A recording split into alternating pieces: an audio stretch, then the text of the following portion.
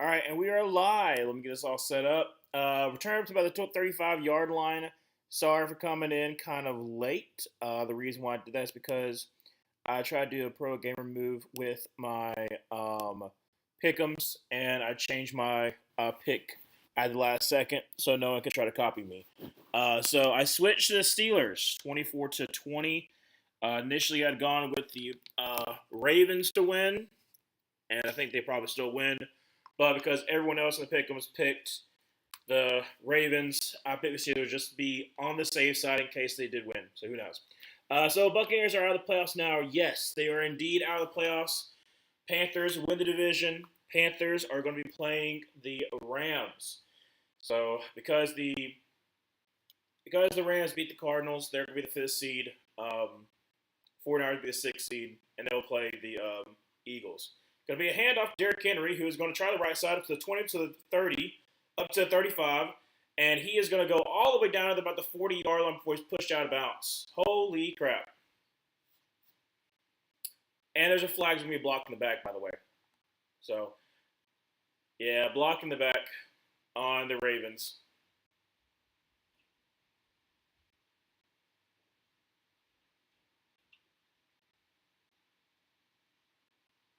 That's not great.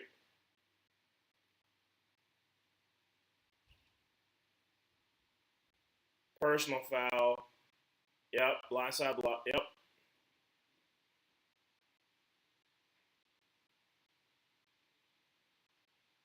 Illegal block by Zay Flowers. That's what happened.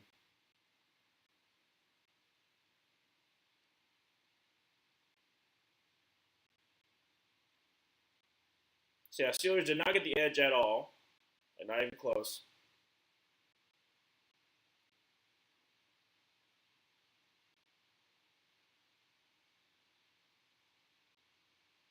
So they're calling it right here on Zay Flowers. Yeah, Zay, it's going to be a blindside block. It is. It is definitely a blindside block.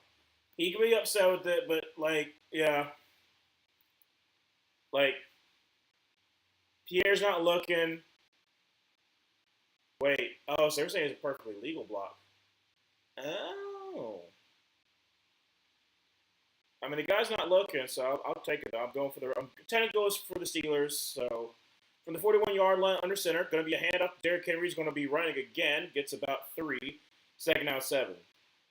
So technically, I think the Ravens are going to win. I do, but I technically picked the Steelers to win because one, like I said, everyone in my pick'ems picked this Ravens to win. So I would have to get close to score, and I'm like, that's the odds of that not being really great. And then two, my sister's a Steelers fan, and so for her to be able to see her team go into the playoffs would be nice. So I'm picking them. Going to be a little toss out to Isaiah Likely, who's going to give about the 49, 50-yard line. It's going to be third down about 2. Hello, Parker. How you doing? See here. National championship game is tomorrow. Montana State versus Illinois State. I'm going to be streaming that. No, I'm not going to be streaming the FCS championship game. Instead, I'm going to be seeing some friends since there's no game. Since there's no, FBS or NFL game to stream. I'm going to make some time to go see my friends. Third down to 1, third to 1.5. Going to be a keep by Lamar, who's going to try to get the edge, and he is going to get the edge. As we up about the 46-yard line, first down 10.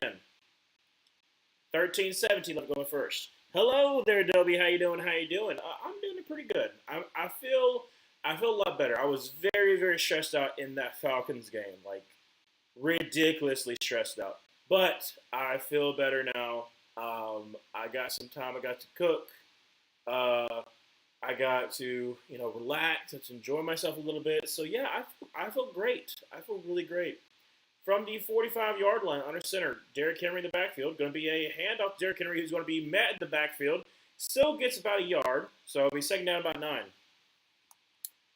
Yes, exactly. Congrats to the number 2 seed. Even though, like I said, that game was amazing for the Bears. Y'all almost came back and won. Unfortunately, like I said, that field goal did come true, but because the Eagles that start their starters, and because the Commanders, Josh Johnson helped you out with that win, you're still number 2 seed. Lamar drops back a pass, that'll be caught. That's going to be a gain of about 6 or I'll say probably about 7 for Mark Andrews. It'll be a third down about 2. 12:05 to go in the first quarter. Hello, Emmanuel. Sorry I didn't see your comment at the very end of my stream about you playing Fortnite. I could have stayed on, maybe. Thank you, Emmanuel. I hated backing into the playoffs, though, with the loss. Exactly what I said. It doesn't help, but it is what it is, and you get to go against the Packers. So, for your first playoff win since 2010, you kind of want to be against the Packers. Going to be a handoff. That's going to be a nothing burger. Trying to get to Ali, but great job there by Keanu Benton. Love Keanu Benton, come from Wisconsin. Absolute massive dog. That's going to be a fourth down to Ravens, kind of in field goal against Tyler Linderbaum. Tyler Linderbaum loses his feet, and then Keanu Benton is just like, nah, that's mine. So they're going for a 4th and 2 because at the 38-yard line. So 4th and 2, Lamar in shotgun formation, running back to his right.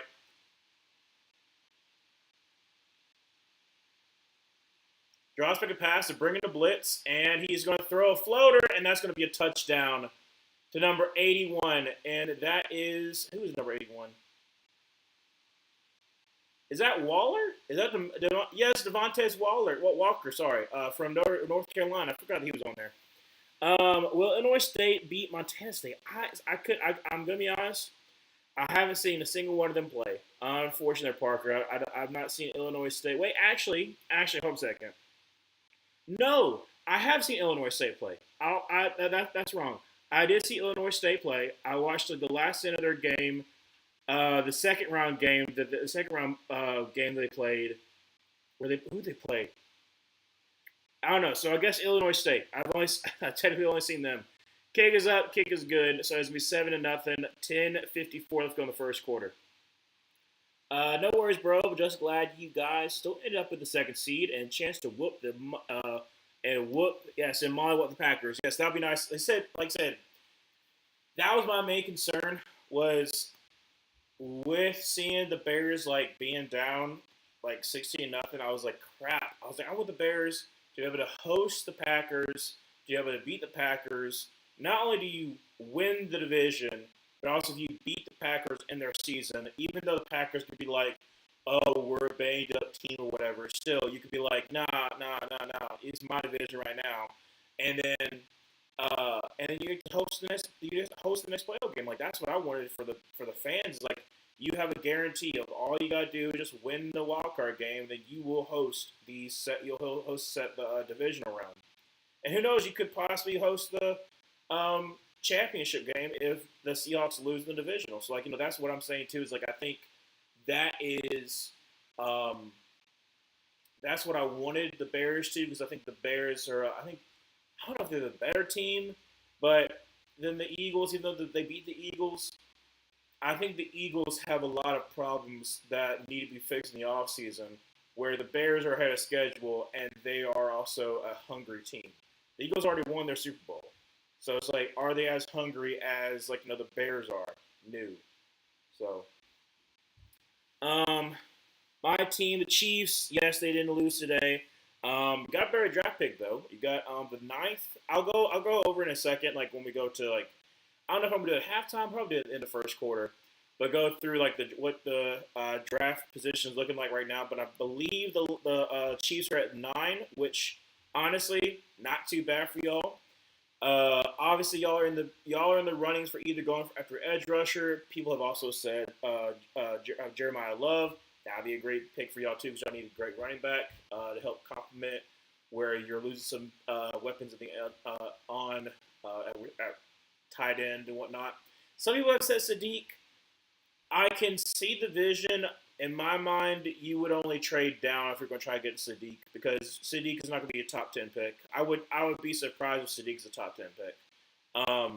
Mainly because even though Kyle Pitts had a great season this year, the inconsistency of Kyle Pitts, the inconsistent how impactful can T.J. Hawkinson be, that kind of stuff. Seeing tight ends picked in the top 10, Brock Bowers notwithstanding, and the inconsistency, I think that's what's kind of caused people to be I do really want to invest a top 10 pick in a tight end, or to want to trade down and try to get him then. and get more draft capital or get a better player. Like I think you should try to go after either David Bailey or Keldrick Fogg, depending on what kind of edge rusher you want. But like I said, the more and more we get into the offseason, the more we'll be able to find out what exactly they want to do. And great return there by Warren all the way to about 37-yard line. First down 10 for the Pittsburgh Steelers. Where was I at? Oh, I hope so. This is the 15th rematch, 15 years in the making, and regardless of how we do the remaining portion of the playoffs, if we could defeat the Packers in the same season, Caleb got the passing yards record. Exactly. He got the passing yard records. Didn't quite get the 4,000, which we kind of figured, but it's still good. Yeah. I mean, like whoever you go against the second round, it'll be either well, hold on a second. From the 37-yard line under center, two tight ends to the left. Going to be a play action pass. Actually, going to be a screen pass that Warren somehow got. And a face mask. So add on top of that, I think Mike Green was the one who tackled him. So that's going to be a first down for the Pittsburgh Steelers. But I will say, the next round, you'll either play Eagles, Panthers if they somehow win, or the Rams.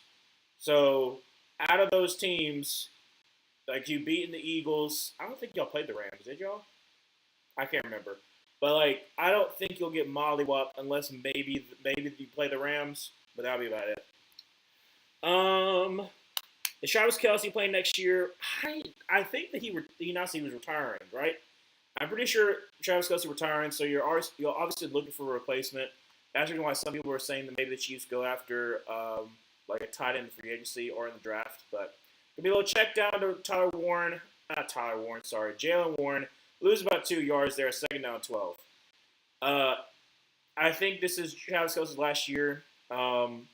Unfortunately for the Chiefs, you desperately really need to make a great draft this upcoming season because you desperately need a pass rusher because Karlaftis is okay, but outside of Chris Jones, you're not really getting a lot of production. Maybe you get some out of Omar Norman Lott next year when he comes back healthy, but who knows? Second down 11, shotgun formation, drops back to pass, and Aaron Rodgers is going to throw this one away. Third down 11, 9:38 left in the first quarter. But yeah, so that's what I'm saying. I think this is his last year, and there's been a lot of changes with the Chiefs. The entire NFC North went above 500. And I'm kind of worried that the Packers have literally just been trying to rest their guys these last 4 weeks. Anyways, for us, well, they haven't been able to get the pass rush. That's the thing that I would not be as concerned about, since they were locked into the 7th seed after we won the division. I wouldn't be. I'll talk about it in a second. Empty set for Aaron Rodgers. Trips to the left. Drops back a pass. Got some time. And throws a deep ball. And it's going to be incomplete. Try to get to Austin, who actually dropped his hand warmer. And Nate Wiggins down the ground. That's not good. 4th down 11. 9:31 left to go in the first quarter. Nate Wiggins took a long time to get up. So I got to put this ball away. But yeah, I mean, you think about it. So Jordan Love's been hurt. So obviously they've been resting him. But Micah Parsons has been down. Since Micah Parsons has been down, their defense has suffered because they aren't able to get a pass rush. You have an amazing offensive line. So you're able to keep him. If you're able to keep Caleb Williams upright, your dangerous weapons against a porous secondary with the Packers, who just had to pick up Trayvon Diggs, who has not been good this year. I would still go with the Bears. I think it might be close because obviously it's NFC North, but I still think you have a good shot of winning that game. All right, so 9:25 go in the first quarter, and when we come back, the Ravens will have the ball at about the 20-ish yard line. Is Kendrick Falk good? Yes. And what is he good at? Not to be a state warrior, but I was on Tankathon, and he has only 2 sacks, nothing for a potential top 10 pick. Okay. So last year, Kendrick Falk had 7 sacks. This year, he only had 2 sacks. But The problem that you look and see with Keldrick Falk is obviously people project him as a top 10 pick. He's kind of like the Mikael Williams of this year's draft pick, where dude 6'6", 288, absolutely massive build, but not like fat. He just absolutely just like not. I don't want to say roided up. He's not roided up, but like he's very very big, very massive.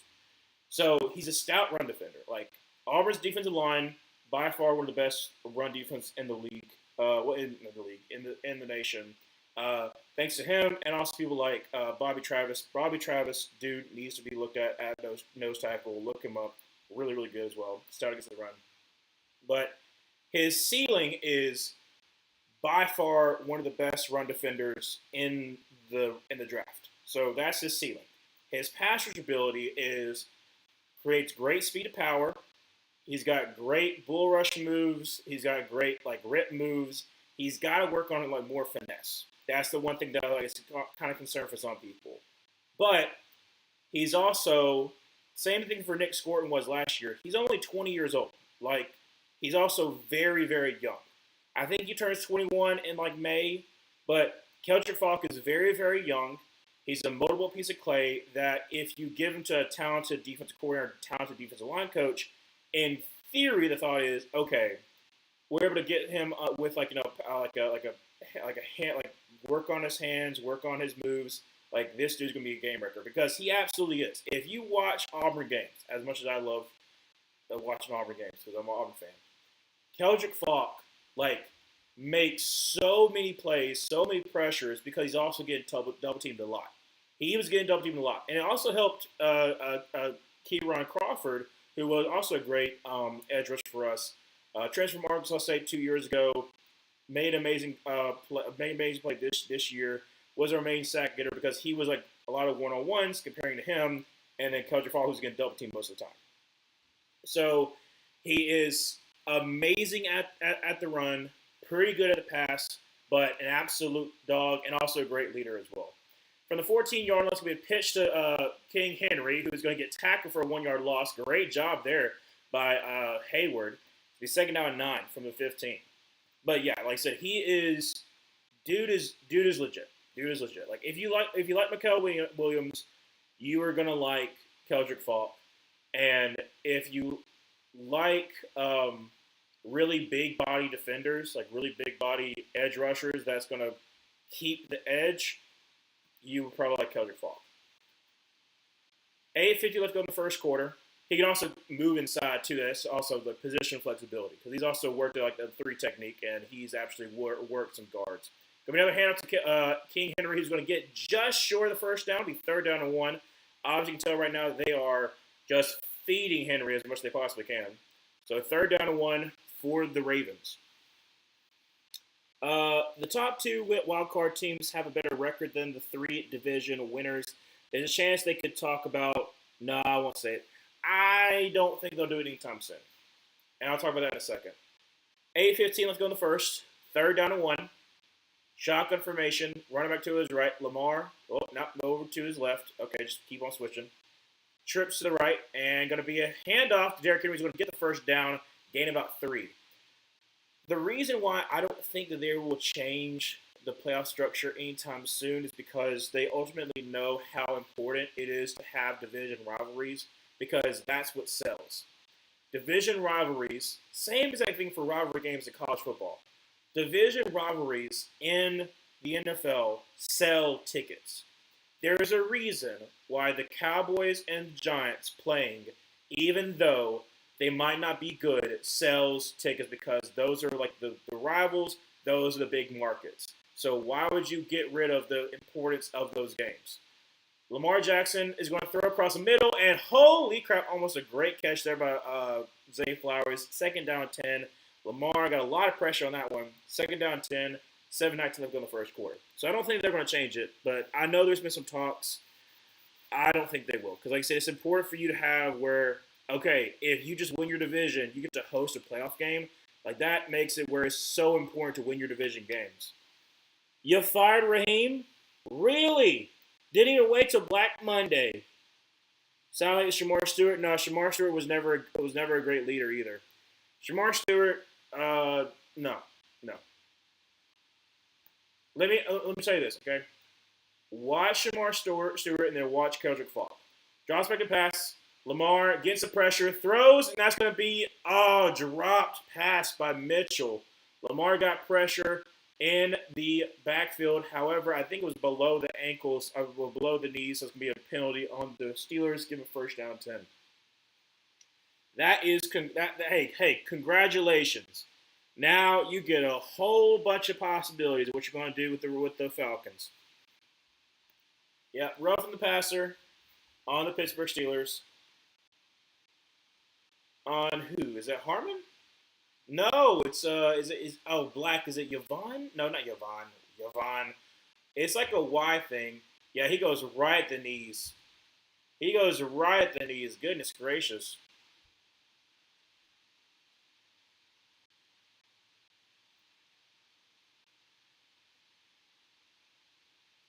They're talking about that it should have been a penalty for tripping on Voorhees, which they're kind of right, yeah. But gonna be from the 41-yard line. Hands to Derrick Henry for about a 3-yard gain. Very sorry about that. It's gonna be second out about 7. But yeah, congratulations on the Falcons firing Raheem Morris. Now you get to speculate who you might want to take. There's a lot of people you could possibly take. I'm not mad at it. I mean, y'all being third in division, you have a little bit easier schedule than the Panthers will. I'm trying to think who y'all have. I'll have to look up in a second. Second down 7. Derrick Henry so far, still like 6 minutes to go in the first quarter. This is his like 8th carry. Gonna be kind of tripped up a little bit, and he got about basically a yard. This will be third down 6 from about the 45-yard line. Seems like. Yeah, third down 6. They have been absolutely feeding Henry. I mean, he's already, like I say, already got like 8 carries so far. 6:13 left to go in the first quarter, so 7-0. Third down 6 from the 45. Shotgun formation. Ali to his left. Trips to the right. 2 tight ends to the right. Now I'm going to send Mark Andrews motion over to the left. Man formation. Man coverage. Lamar is going to get sacked back at the 31. Great job there by the Steelers. And is that who I think? That's Merrick. No, that's not Merrick. I'm sorry. I've been thinking about the Panthers. I'm very sorry. Herbig. I wasn't even close. Was not even close. Nate Herbig. He was the one who kind of standing up. They bring him off to the right. They drop Highsmith. And then great job there by both Hayward, I think this counted Benton, by getting the left side, 3-on-2. Obviously, like I said, you have numbers advantage on the right side. So great blitz by the Steelers. Kicks underway, almost blocked, and he did run to the punter. So going to be returned. I don't know. I'm pretty sure they're going to throw a flag, though. From the 20 to the 25-yard line, first down 10 for the Steelers. I do believe they're going to call a penalty. Maybe not. But I do believe they're going to call a penalty for running into the kicker. No? Okay. Well, I'm fine with that. They don't call a penalty on running into the kicker. So first down 10 for Steelers.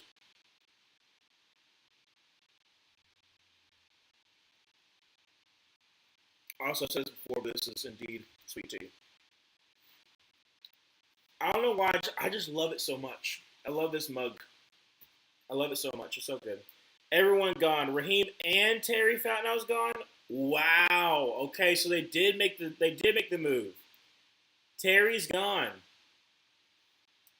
All right, so then whoever your new GM is, they'll get some mulligan year where basically like you don't have your first round pick. That one kind of surprises me, but I guess because they don't want to have Terry pick the new head coach. We talked about it. Well, I talked about it was it yesterday or a couple of days before? I talked about the fact that you don't want to have a GM who might be on the outs picking your next head coach, and if you're going to have Matt Ryan come in, Matt Ryan be like, just tear it down and build it back new. So that's interesting. Low-key, sad Terry's gone. He did good with his last draft class, but he can't hit on head coaches. That's fair. Give me Brian Flores or Clint Kubiak already. The bad guys are gone. Well, let's see here. Obviously, Clint Kubiak would be a great option because Clint Kubiak working. Honestly, also here's the other thing too. So Clint Kubiak being the son of Gary Kubiak. In case you don't know about Gary Kubiak, longtime offensive coordinator for the Broncos under the Shanahan, and then became the head coach for the Texans for a while, and then became the head coach for the Broncos once John Fox got fired, and they won Super Bowl under Gary Kubiak. Gary Kubiak, to me, is the kind of guy like his offense and Clint kind of carries that on. Is a guy who obviously uses running backs like by committee, which you have. Like I said, he shows that with Kenneth Walker, with Zach Charbonnet. So being able to have that split with Tyler Algier and then Brian Robinson, Bijan Robinson, to keep him healthy, that's going to be very important. I think it's something that Clint Kubiak definitely will be able to do.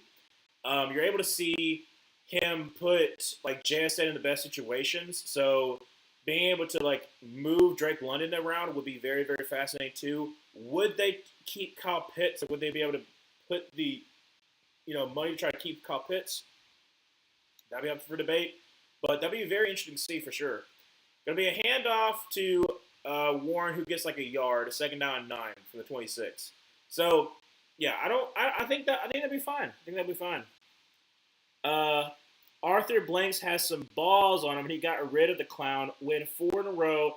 Didn't matter. We got out high and clean house. That is also fun too. Doesn't even matter if you won 4 more. Gonna be a kick out to Kenneth Gainwell. Is gonna get up at the 29-yard line. Third down about 6. 4:24 is in the first quarter. But yeah, great. Congratulations on y'all moving in a different direction. Be very interesting to see who y'all get. Like I said, I'll talk about it in a second. I'll talk about it more in a second. I hate the double like mouthpiece you're not even putting in. I hate that. Empty set from they're chaining of the line. Now it's gonna be shotgun formation. Kenneth Gainwell to his left. Trips to the left. Draws back to pass. And he's going to dump it off Kenneth Gainwell, who's going to make one man miss. Going to cut back inside. He's going to get the first down. Gain of about 7. First down 10 for the Steelers. Great job there by Aaron Rodgers deciphering what was the defense and then be able to audible out of it. I don't know what the belly is, but I guess the belly is is a swing route for Kenneth Gainwell.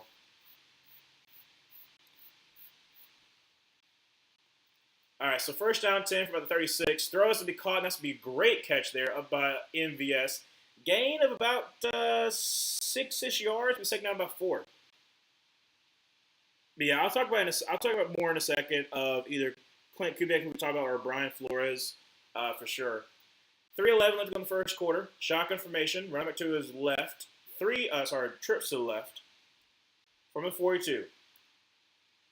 Aaron Rodgers will be a handoff to Kenneth Gainwell, who is going to get about a yard. That's about it. So third down 3.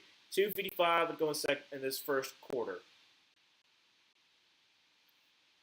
I'm also interested to see who the pairing going to be, like the GM, like who the GM you hire, and obviously after you hire the GM, who is he going to hire as head coach? All right, so from the 43, third down 3. Empty set for Aaron Rodgers.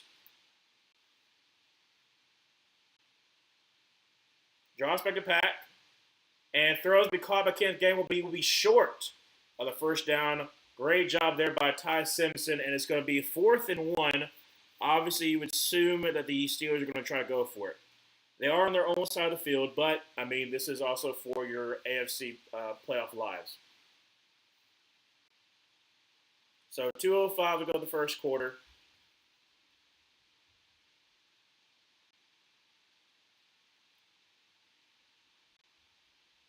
Yeah, great job there by Ty Simpson.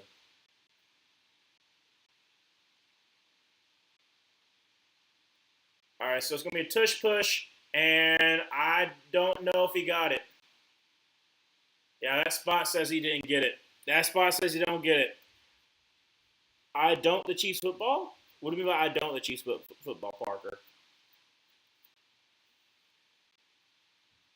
So it's going to be first down 10 for the Ravens. They did not get it. They tried to go to the left, but they got stymied. It's close, but I don't think he got it. Because he had to get up to the 46. Well, that one kind of shows close. Yeah. I'm kind of surprised with that one. I don't. You don't like that. You do too. Like the Chiefs football. Don't deny it. You like the Chiefs. You don't like that they lost, but this fine. Like I said, you have a down year. Yeah, just have a down year. All right. So gonna be is it pistol or is it gonna be under center? Let's see. Pistol formation. Ricard to his right. Derrick Henry behind him. Gonna be hand up. Derrick Henry's gonna try the left side. He's gonna get up to about the 41-yard line. Nice gain there, 4 yards. Second down 6. 135 to go in the first quarter. I mean, look, Parker, if the Chiefs had a down year, it's not that bad. You get a great draft pick, which you desperately need because you desperately get a game changer, especially on defense, or if you decide to go with Jeremiah Love on offense. There is a chance you could go. I don't think you would go wide receiver, but there is some people connecting you to Mekhi Lemon. Like maybe if you trade down, who knows? From the 41-yard line, second down 6, going to send Zay Flowers in motion up to the right. Going to be another hand up to Derrick Henry. He's going to try the left side, get the corner up to the 35, up to the 30, down about the 27-yard line. First down 10 for the Ravens, and I believe that's a 10th carry for Derrick Henry so far in this first quarter. They are running him into the ground. You're a Ravens fan now, Parker. Don't be a bandwagon fan. Don't do that. If you're a Steelers fan, not Steelers fan. If you're a Chiefs fan, stay a Chiefs fan. Even if they're a bad one. I mean, you could root for somebody in the playoffs, but don't be a flip flopper. Don't be a flip flopper. I always question why people do that. Have some you can have like a playoff team, but I obviously still stay loyal to your team.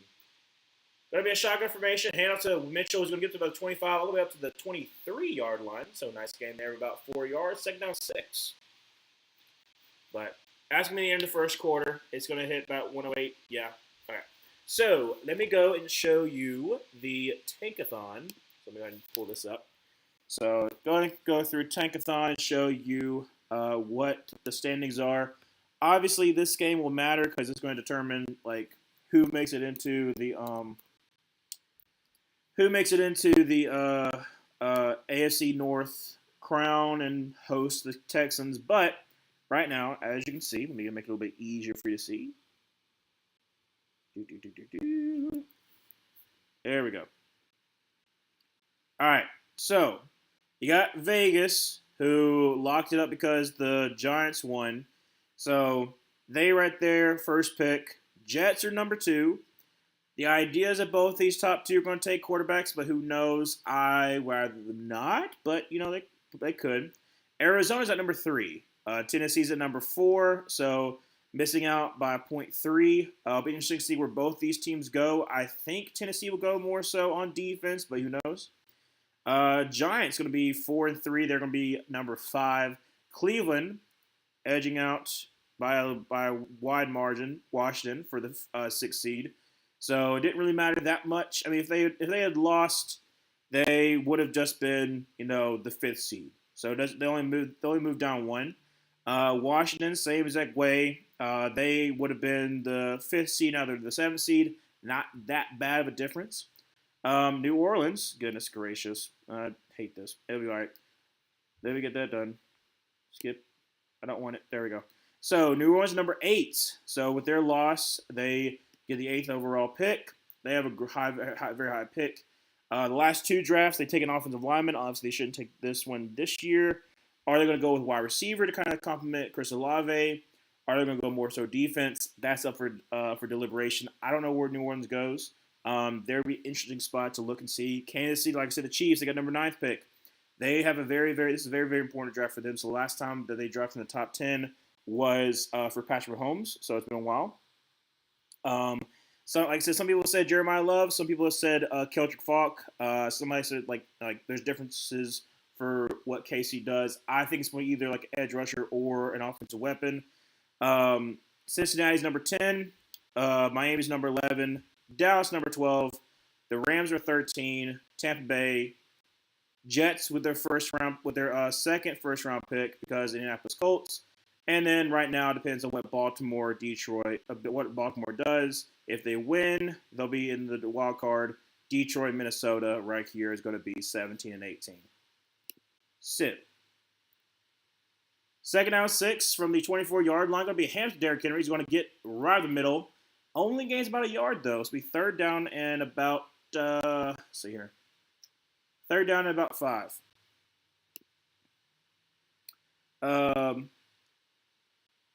Giants could have the overall no. So, I think. Oh yes, the Giants. Yes, sorry. Yes, if the Giants had won, well, the Giants had lost, and the Raiders had won, they would have had the first overall pick. Yes, that's fair. That's correct. Wasn't Patrick Mahomes the number 12 pick? I thought it was the number 10 pick. He might have been the 12th pick. I thought he was the number 10 pick. So they traded to the 10 pick, and that was the Bills. Drops back a pass. Lamar's going to roll out to his right, getting chase, try to get the edge, and he's going to be out of bounds, and that's going to be Derek Harmon with the tackle. So it'll be fourth down and about 5. 14:08 left to go in the second quarter, and they have to kick a field goal. I might have been wrong, but anyways, first top 12 pick if it was Patrick Mahomes at 12. Everyone loves Lane Kiffin. No, Parker. We talked about this before. Everyone does not love Lane Kiffin. Now LSU likes Lane Kiffin because LSU put the big bucks to Lane Kiffin, but not everyone loves old Lane Kiffin. I can guarantee you, Tennessee don't love no Lane Kiffin. Ole Miss don't love no Lane Kiffin, and a lot of people don't love Lane Kiffin. 40-yard field goal attempt. Kick is, oh my gosh.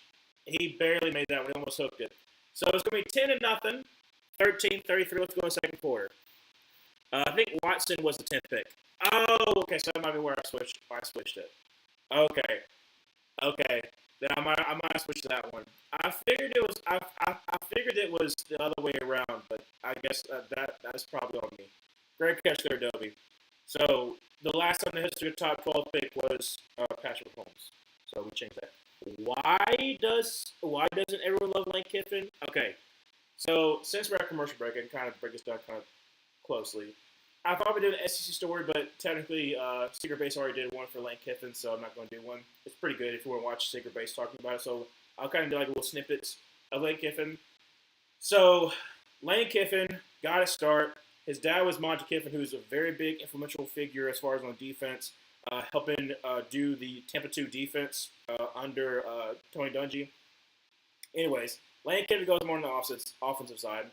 Lane Kiffin gets a start rising up through the ranks of USC under Norm Chow, under Pete Carroll being the head coach, and those 2000 to 2005, I think, 2006, Lane Kiffin rise up the ranks, like I said, helping produce like amazing offenses, especially when Norm Chow leaves for the NFL. Lane Kiffin takes over the offense coordinator, and Reggie Bush, Matt Leinart, that kind of stuff. So Lane Kiffin's like the top assistant coach. So he gets tired going to Tennessee. He becomes Tennessee's head coach. He starts talking a whole bunch of mess, though, as soon as he gets to Tennessee. Whole bunch of mess as soon as he gets to Tennessee. No. Sorry. Before he goes to Tennessee, it was Oakland. Sorry. Before he goes to Tennessee, he's at Oakland. He's at Oakland. Oakland also hates him. He doesn't want them to draft Jamarcus Russell. They draft Jamarcus Russell. And so there's already like a little bit of a problem there. And then they go through. It's awful. Lane Kiffin is the youngest head coach that's hired up until that point. Up until I think it's Sean McVay is the youngest head coach hired. But before then, I think it was Lane Kiffin. But at like 30-something years old. And so Lane Kiffin flames out in like 1 year at Oakland. Al Davis rips him a new one. He leaves. He becomes the head coach at Tennessee. He talks a whole bunch of mess to Florida of like, them cheating as far as like recruiting. He talks a whole bunch of mess. They end the season like 7-5, and like they look like they're going to be on the ups and ups after Phil Fulmer, goodness gracious, retires. He takes over, and like they say, like, oh well, he's going to be bringing us back to like up, and we're having a great program. He then leaves from Tennessee after year one to go back to USC to become the head coach after what you call it, after Pete Carroll after 1 year, that kind of stuff, and like it's a whole entire ordeal. Um, he starts trashing Tennessee after he leaves as well, and then he goes to USC, builds stuff back up, and then kind of crashes down um, after building up USC to pretty decent. And then he leaves. He becomes the offensive coordinator at Alabama. Builds himself back up after flaming out. Becomes head coach at FAU. Actually, kind of does well at FAU, and FAU doesn't really have a problem with Lane Kiffin that much for building back their program. That's when Devin Singletary was at FAU during this time. Then he goes Ole Miss. Builds Ole Miss up to be a competent program. And then you're leaving Ole Miss for their biggest rival in LSU and trying to take away their head coaches after this is supposed to be the national championship year. Like, everything's aligning, and you're leaving the team. And just the way that he left caused a whole bunch of problems for Ole Miss. So that's the reason why there's a lot of people who don't like Ole Miss. So, got that done in the nick of time. First down 10 for the 25-yard line. Hands to Warren, who's going to get about that's going to give him 3 yards. Second down 7, 3:15 left to go in the second quarter. So, that's the reason why Lane Kiffin is hated by a lot of people, because he leaves in the middle of, like, when things are getting good, when it's best for him, and he doesn't care who he hurts, that kind of stuff. So I'm very much like kind of like bringing it down to like a small size. If you want to know more, look at Secret Base's video talking about the beef that Lane Kiffin had with the SEC, and you'll know a little bit more. So second down 8 from the 27-yard line under center. Going to be a handoff to Jalen Warren, who's going to get about a yard. So third down 7 for the Steelers. I'm going to go do a little happy dance to celebrate. It's party time, peeps. And you absolutely should. You should celebrate that now you get to have, you get to have some celebration of, like, who could you possibly get?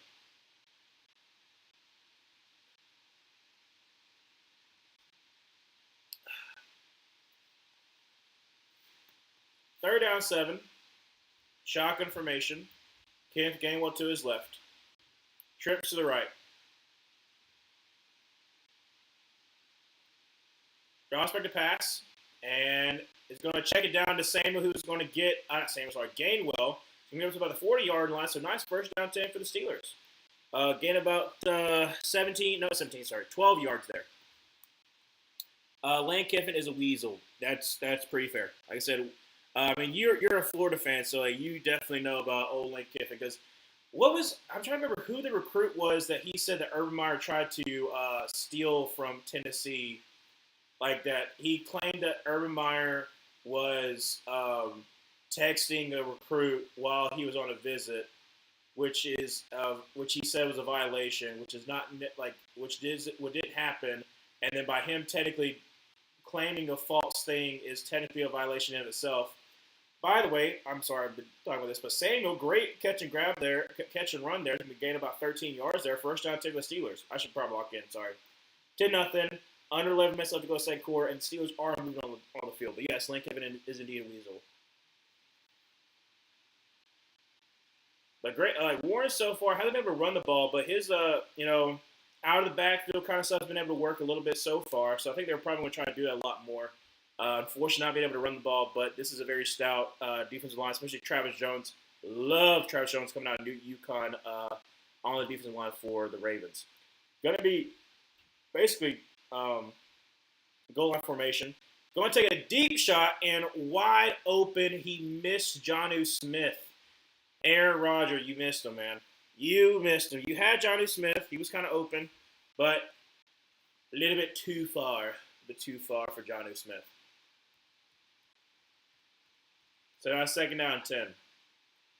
It would have been up to about the 20 or the 15-yard line. Like, he has him right there. Just misses him. A little bit too high for him.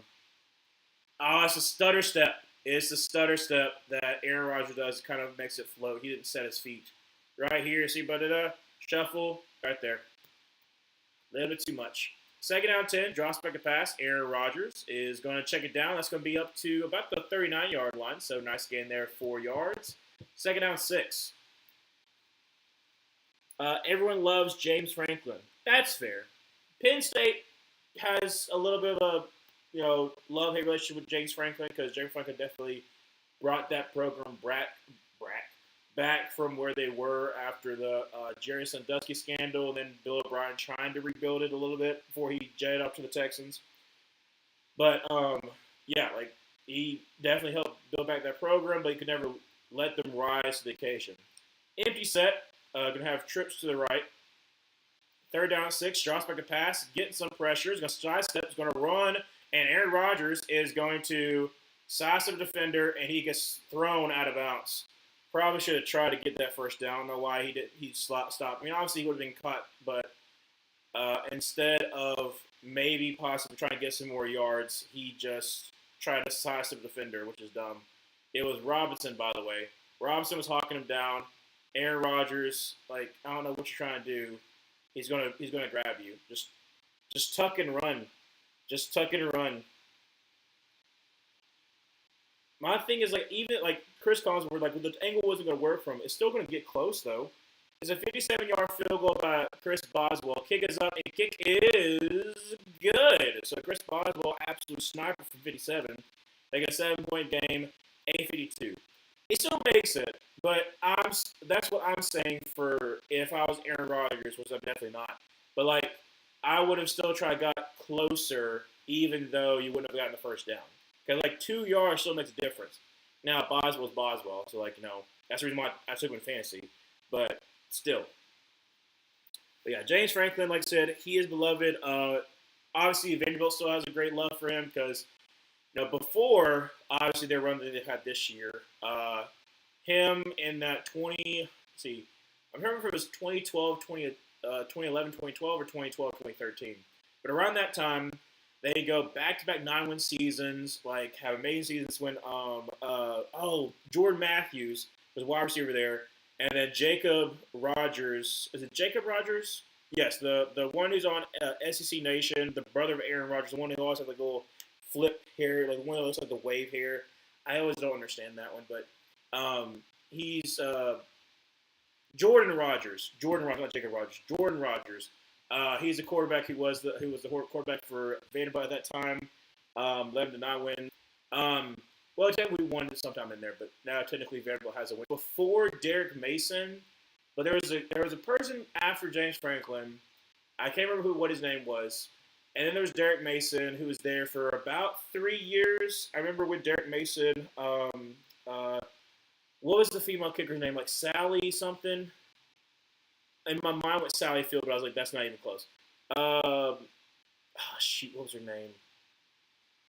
I can't remember her name. She was a Vanderbilt soccer player that they got to kick, and she was like the first female kicker, or first female football player, and Vanderbilt was so bad they couldn't even really get her a field goal kick. It was Sarah Parker. Is that her name? Sarah Parker? Might have been Sarah Parker. But anyways, Derek Mason gets fired. He actually becomes the defense coordinator for Auburn, and sometime around the time that he goes to Oklahoma State. But there was a guy between Derek Mason and then now who they have with Chris Lee. So kind of like the trajectory. But yes, people do love James Franklin indeed. All right, so about to be back. Take a nice little swig of this sweet tea.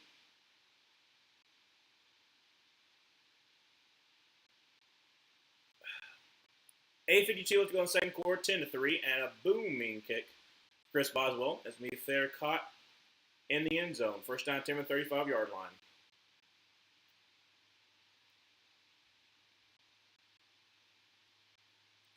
Obviously, it's also the first day back of first game back for TJ Watt since he had that punctured lung. Talking about him right now. Interested to see how he does. I mean, so far he's done okay, but as much as he possibly can. I mean, he, like I said, a punctured lung is crazy. Well, collapsed lung, I think. Wasn't it a collapsed lung? I know it's punctured, but I'm pretty sure it's like a collapsed lung too, which is kind of crazy. So, first down 10 from a 35, I formation.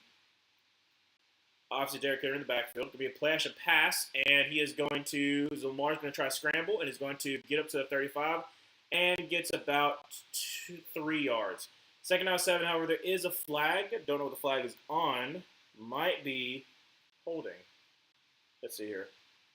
Oh, Daniel Falale is down on the ground, the massive human being from Minnesota. I remember him coming out. He was like 6'8", 370. Holding indeed on the offense. Yep. So backing on up, still first down, but still backing up. It is Falale, who was down on the ground, who was being called for holding. So let's see here if you can see. Yeah, 380-pound man. He was like 6'9", 370 something coming out of college.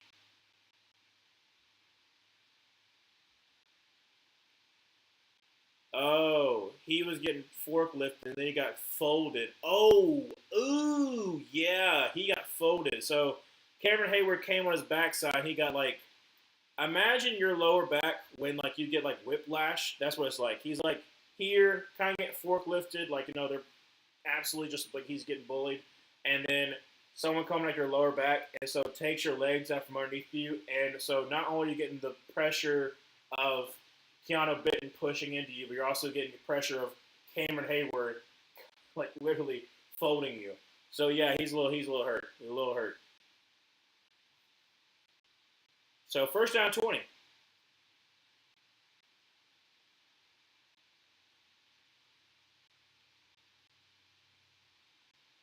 Is that Emory Jones? Oh, that's right. He did go to the Ravens. I forgot about that. So Emory Jones, a rookie out of LSU, is going to be moving in at right guard. So it'll be very interesting to see. I'm sure they're going to try to put Cameron Hayward against him. He initially was a tackle at LSU, and then he got absolutely. Sometimes he would get absolutely worked, so I had to move inside. Going to be Hampton, Derrick Henry, who's going to get up to about the 28 yard line. So nice gain there, about 3 yards.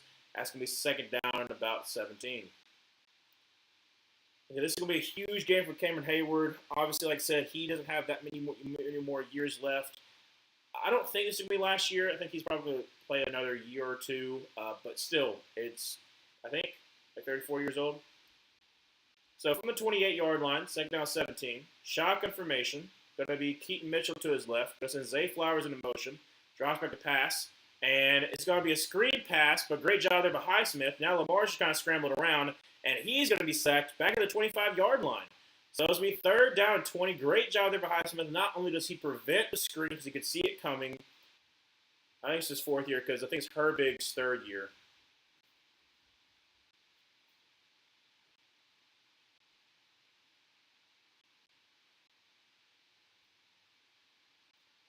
All right, so third and 20. From the 25, guy gets to the 45.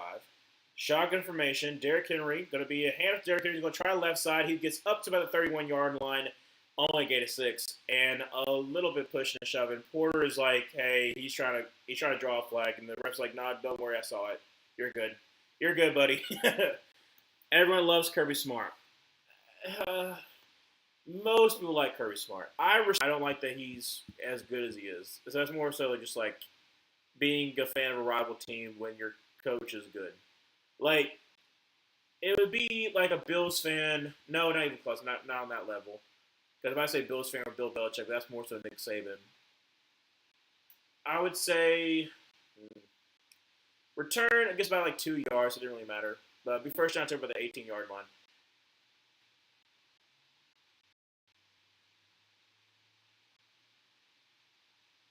I was gonna say Sean Payton, but no, because Sean Payton's won like a while back. It's not even Andy Reid because Andy Reid's an old one. I'm trying to think of something like comparable.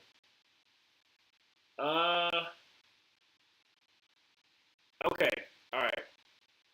It would be like if I was a Cardinals, Seahawks, Niners fan, and I had to watch Sean McVay. Sean McVay, obviously seen as one of the best head coaches in the NFL. Kirby Smart, seen as one of the best head coaches in the college football. Known for their schemes and being at the top be the top on their side of the ball. Offense for Sean McVay, defense for Kirby Smart. known for that. Okay. Also, really young enough that it hurts the fact that you know they're going to continue to be good for another decade at least. So you have to deal with it for a whole other decade. So as an Auburn fan, that's what I mean. Like it's kind of similar to that, where like they've technically Kirby's won two, but Sean McVay the only one. But what I'm saying is kind of comparable as far as like being like a young coach that everyone's gonna be like crap, like got to deal with it for a whole another decade or so.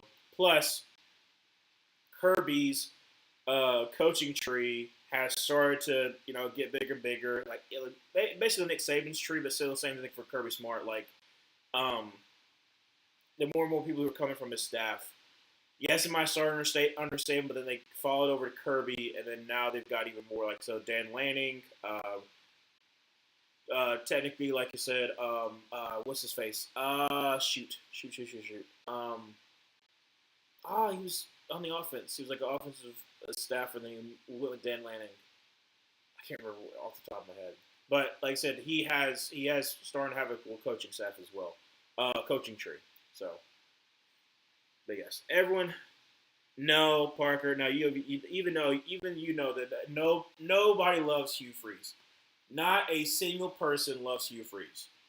Maybe his mama. Maybe his not even really his wife. His wife kind of, but still no. No one loves Hugh Freeze.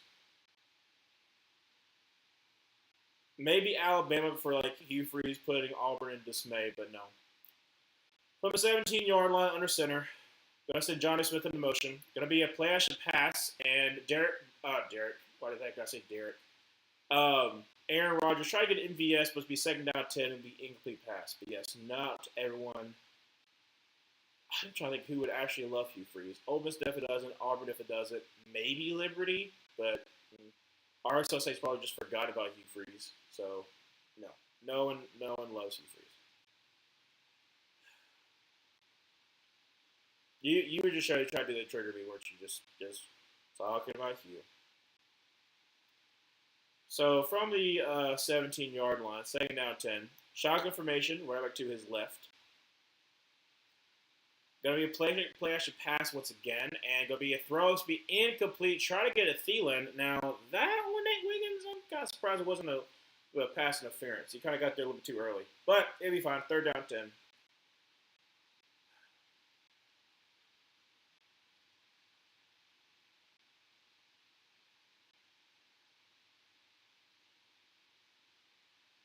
Yeah, no one loves you for this. Here we go. They're still talking about the fact that DK Metcalf not being there obviously is a huge deal. He'll be back if they make it to the playoffs.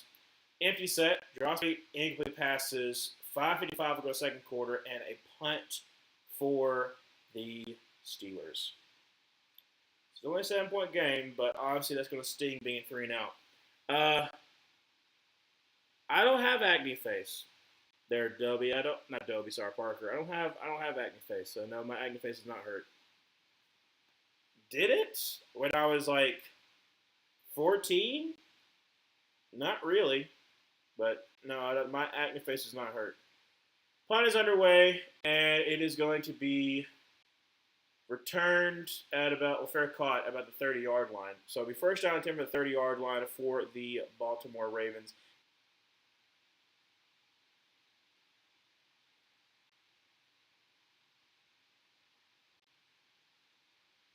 Let's see what they're going to call it on.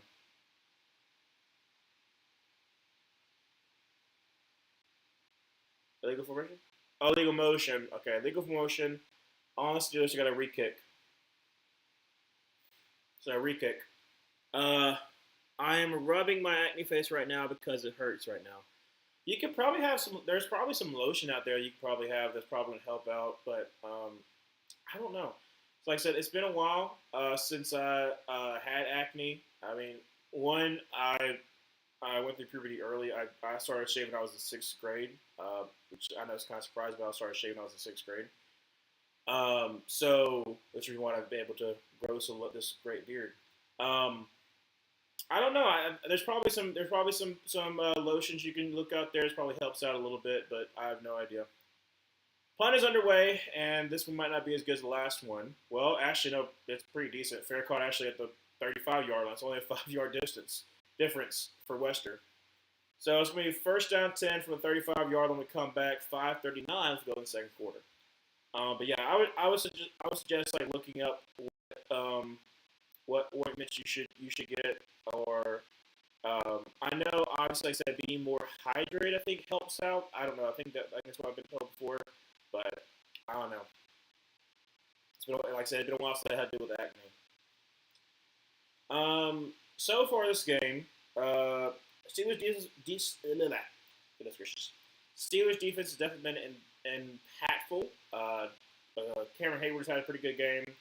They're definitely feeding Derek Henry for the Ravens. The only problem I'm starting to see a little bit is you're not seeing Lamar be as good. Obviously, him coming back from injury, that's huge, but you're not seeing Lamar come back running on all cylinders. He is, like, showing a little escapability here and there, but it will be interesting to see if later on down the line, if Derrick Henry's getting a little bit tired, are they going to be able to try to feed him as much, and how effective is he going to be? Because it looks like right now like the Steelers are just trying to key in on Derrick Henry, and it's kind of working right now. So hopefully the Steelers can get their offense on, and can get their offense going. I'm hoping that my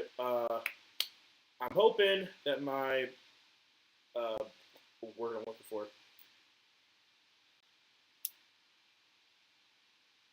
I'm hoping that my shoot. I just lost my train of thought.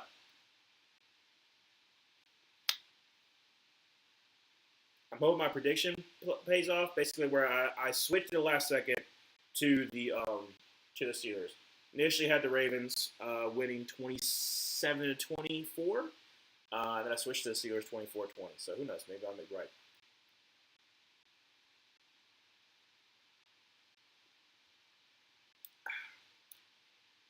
Oh, I love Glenn Schumann there, Parker. So when we fired Hugh Freeze, I was a big proponent of trying to get Glenn Schumann. So I think he's going to be a great head coach. From what I've heard, when he was a G at Alabama and working on through when he was as a GA, then became a linebackers coach, then became he moved on to Georgia with Kirby Smart. He was a huge part of Kirby Smart's staff. We'll talk about that in a second. Third down 5. First down 10 at the 35-yard line. Hands Derrick Henry up to the 45, all the way to the 50, and all the way down to the 45-yard line. First down 10 for this Ravens at the 45-yard line. 5:28 left to go in the second quarter. Still 10-3, but they're still trying to feed Derrick Henry. But back to what I was saying,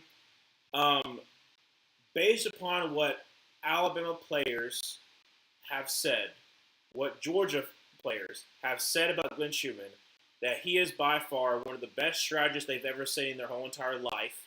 Like, as far as like how good he's in film study, that is huge for a head coach. Going to be a handoff to Derrick Henry, who's going to get upended.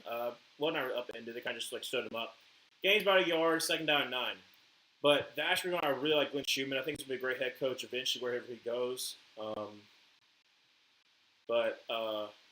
Yeah, like I said, wherever he goes, he is going to be a great head coach. I believe in it. Just depends on who's going to give him the opportunity. And it's probably within the next year or two. 4:30 left to go in the second quarter. Second down 9. Still 10-3. Shotgun formation with Mitchell to his left. Draws back a pass. And throws it incomplete. Try to get Zay Flowers. Zay Flowers about to get absolutely smacked. If he had actually caught that ball. Fourth down. Sorry, not the fourth down. Third down 9. 4:21 left to go in the second quarter. My mind is just going like kind of awful right now. Sorry about that.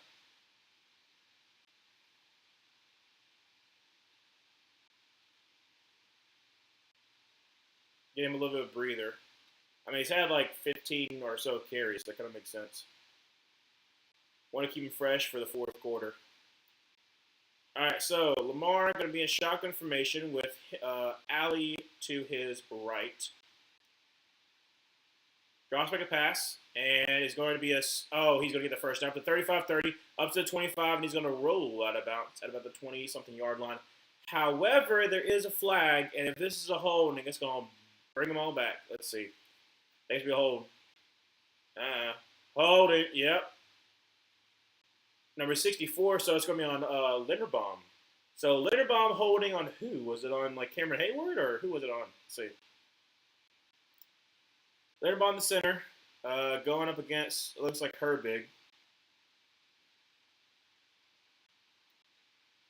Yeah, kind of. And it's not even really like necessary. But yeah, it kind of is. It kind of is. Goes around, and then Herbig goes underneath, and he still has a hold of him. Yeah, it is dumb. So 3rd down 17, so let's push him out of field goal range too from the 49-yard line. Going to be a screen pass to Zay Flowers. He goes to the 50 up to the 45 and down to the 41-yard line. So from this, it will be, if they try to get a field goal, I don't think Tyler Loop has that kind of leg. Because that'll be a, 41 to no, it'd be like a 58-yard field goal. So they're going to punt this one. All right, so I'm going to punt. Yeah, so I don't think that Tyler Loop has that kind of leg.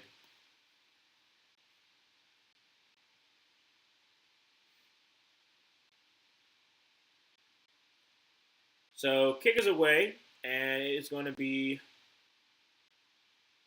down at about the 9. So first down 10 for the 9 for the Steelers. 3:09 let's go to the second quarter. All 3 timeouts for each team. So let's see if the Steelers can do anything. I was going to go to commercial break, but yeah. Yeah, Parker, I was banging the drum for Glenn Schumann. I'm going to be very upset if Glenn Schumann goes somewhere and becomes like an amazing head coach. Because I'll be like, I called it. It doesn't matter that I called it because it won't be for Auburn. But if he becomes a really good head coach, I called it. I've been a big proponent for him.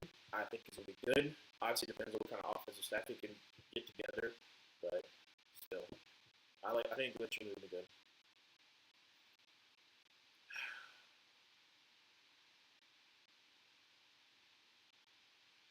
Because him and Tavares Robinson are the co-DCs, though I'm pretty sure Glenn Schumann is like the main guy. Tavares Robinson's like an assistant.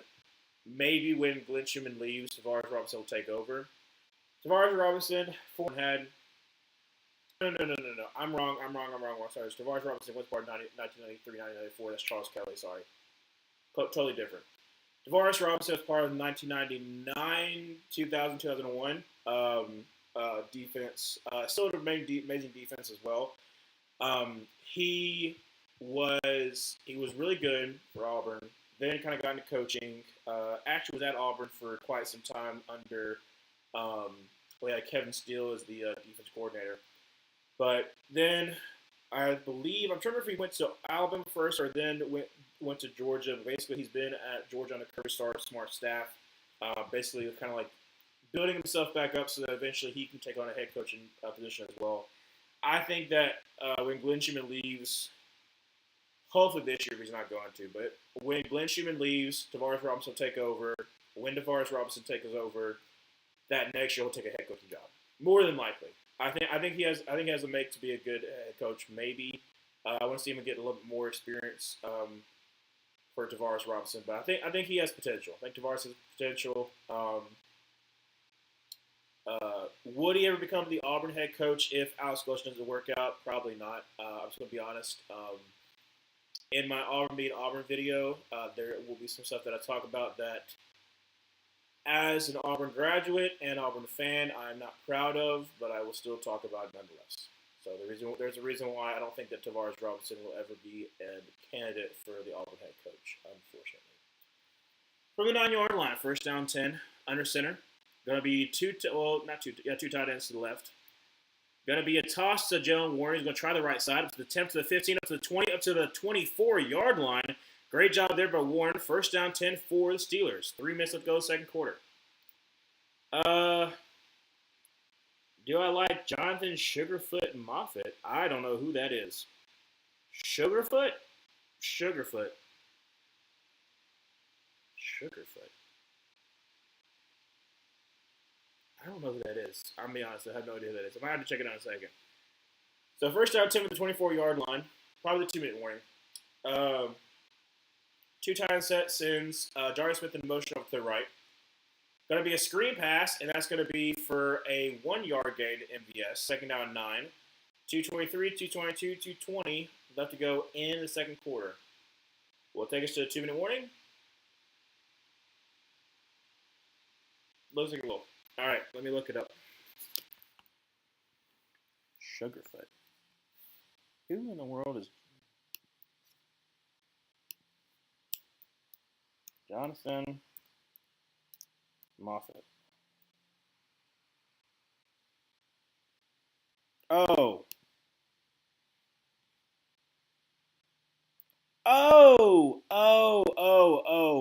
Okay.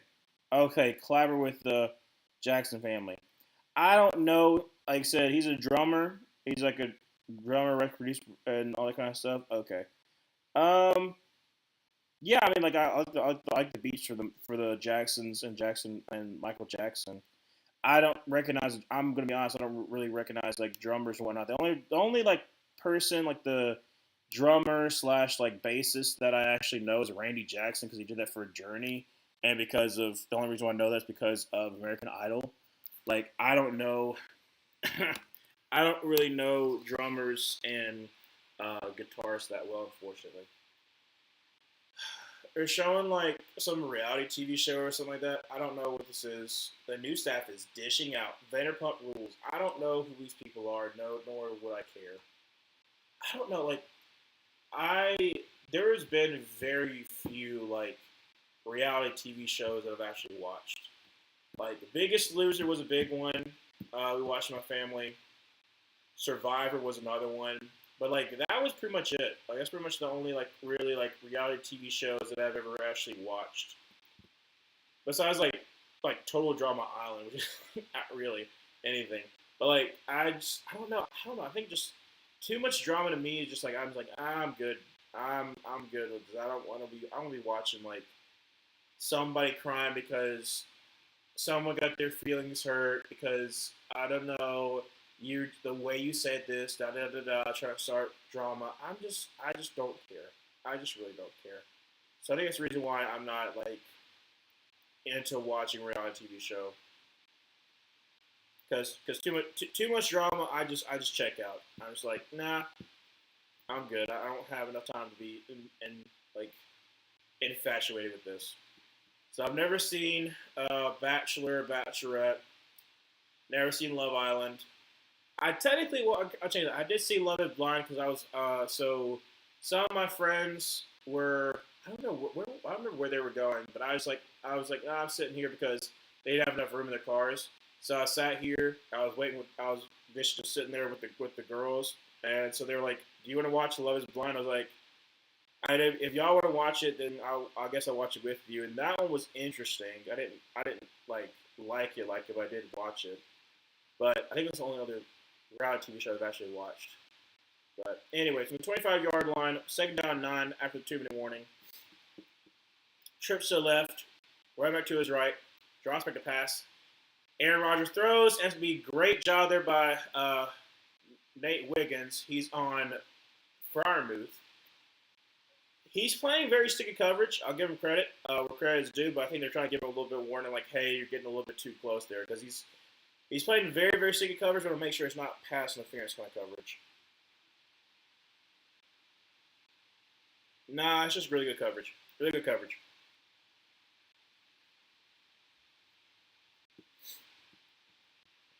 Third down 9 from the 25-yard line. Shotgun formation. Bunch to the left. Run back to his right. Aaron Rodgers drops back a pass. And got some time. He's going to roll it to his left. And he's going to run. He's going to try to run for the first down. 30, up to the 35, all the way to the 40, 45-yard line. Great job there by Aaron Rodgers. Looky there. Looky there. Aaron Rodgers showing off a little bit of speed. A little bit of speed. I think he has more rushing yards than Lamar.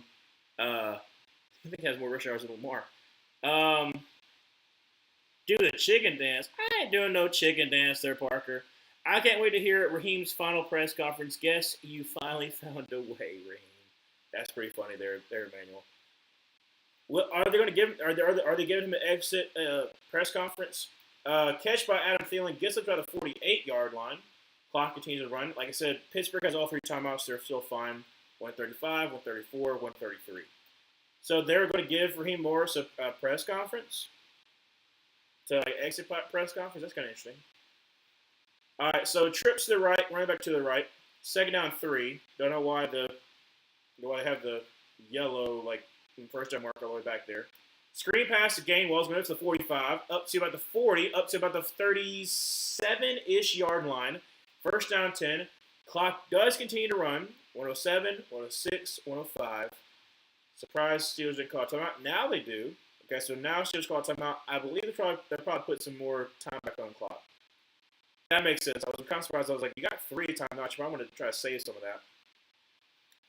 Why do I not do the chicken dance? Because I don't want to, Parker. I don't want to get up and do the chicken dance right here.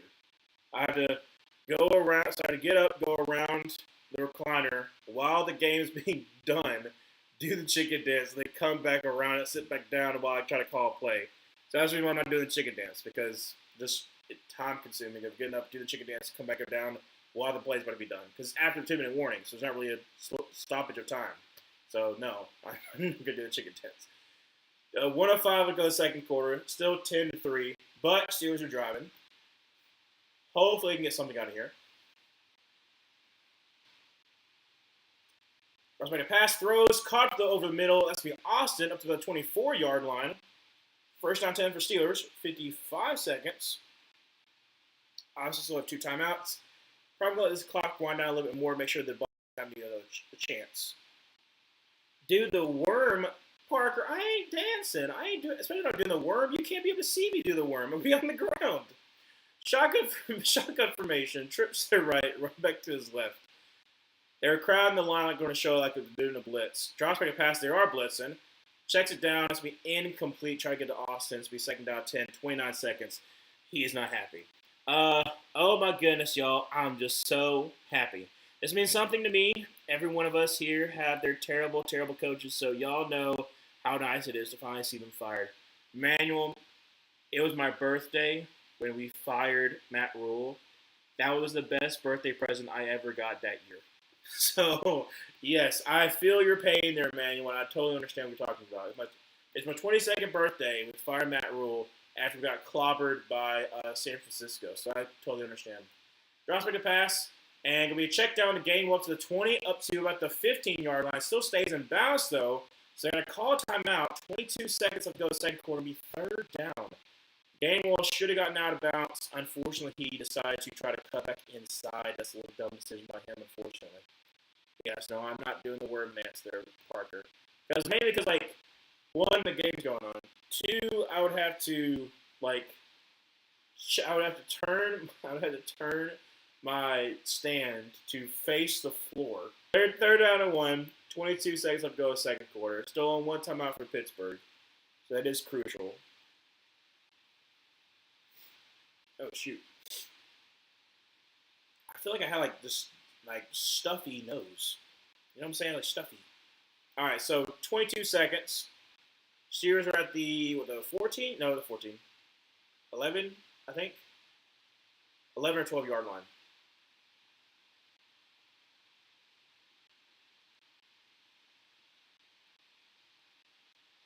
From the 11.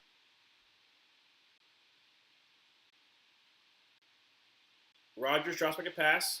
Throws MVS. It'll be a first time it was called by Pittsburgh. Their last timeout. They have no more timeouts.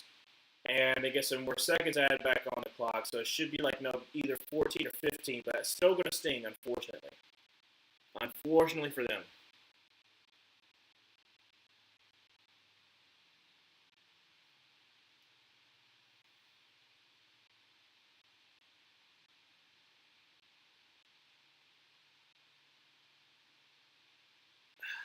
That's good. Obviously can't take a sack, and obviously can also get the ball be short of the goal line. Draws back to pass. Only rushing 2. Throws, and it's going to be incomplete. Calvin Austin's like, hey, he forced me out. I don't know. We'll have to check and see. 11 seconds left to go in the second quarter.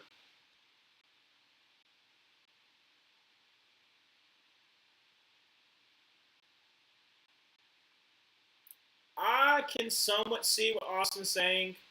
Yeah.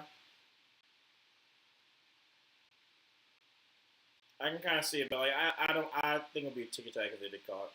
Second and goal, 11 seconds. Aaron Rodgers trying to see if he can punch it in here. Plug like 2, 1. Got a snap. Drop back a pass. Rushing only 2. Throws for the end zone. Well, throws in the back of the end zone. Second and goal. Now it's third and goal. 7 seconds. Dude, Steelers, you're getting this close, dude. You can't do this, man. You're getting this close.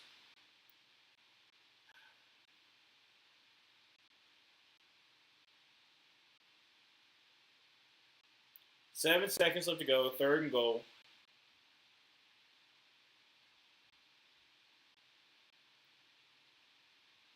Eleven, 10, 9. They got plenty of time. Aaron Rodgers shotgun formation. Run back to his left. Trips to the right. Drops back to pass. Only rushing 3. Throws for the end zone. And it's going to be a flag. Oh, no.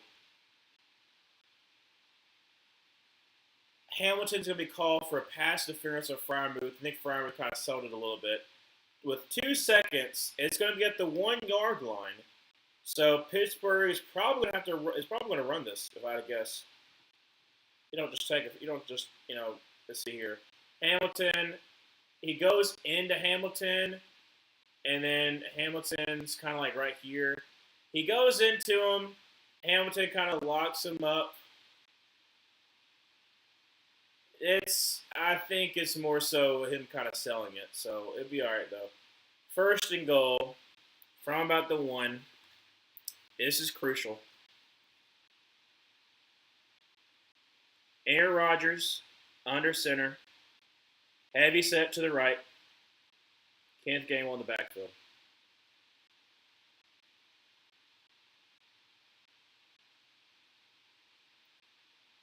Sends Johnny Smith into motion. Going to be a toss out to the left, and Kenneth Gainwell is going to be met at the line, and they are not going to get close. Great stand by the Ravens, and it'll be 10-3 going into halftime.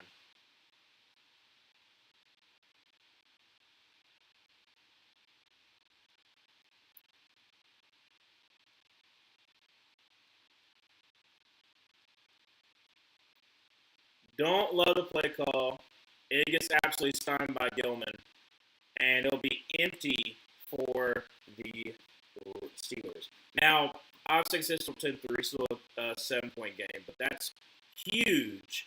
That's huge for the Ravens because Pittsburgh is going to get the ball to start the second half. So because they come empty, it's so huge, but it is what it is.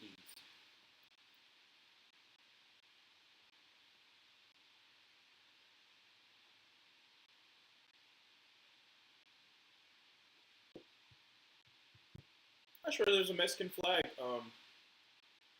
in the stadium. That's kind of cool. But yeah, Emmanuel. I forgot. I didn't mention the Brian Flores. I talked about Clint Kubiak and how he would work for Atlanta. Obviously, like I said, he has good connections for a good defensive staff as well. He has connections with D'Amico Ryans, that kind of stuff. So obviously, he probably has some good connections with defenders, with probably defensive staff. Now, I'm thinking about Brian Flores.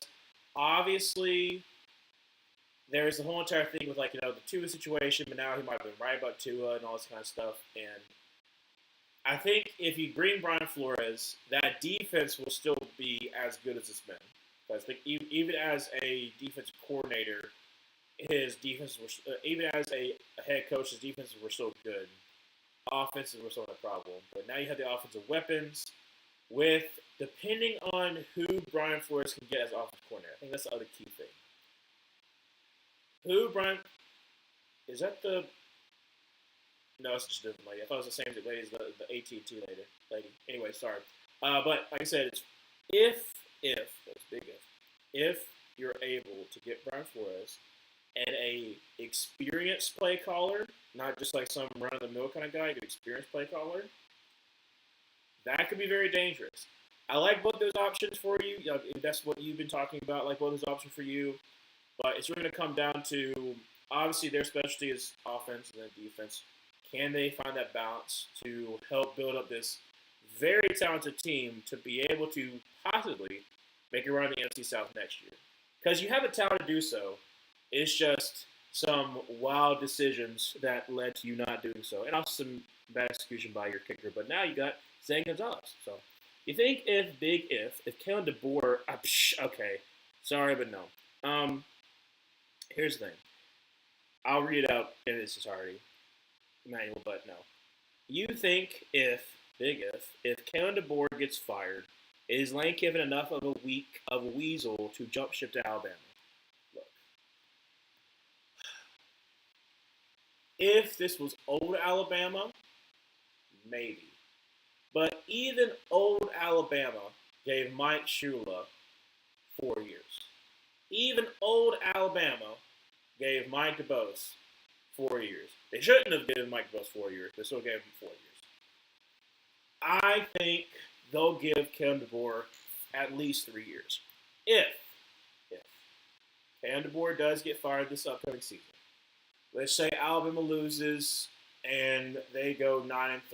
If they somehow miss the playoffs, yes. If they make the playoffs and lose the first round, also a possibility.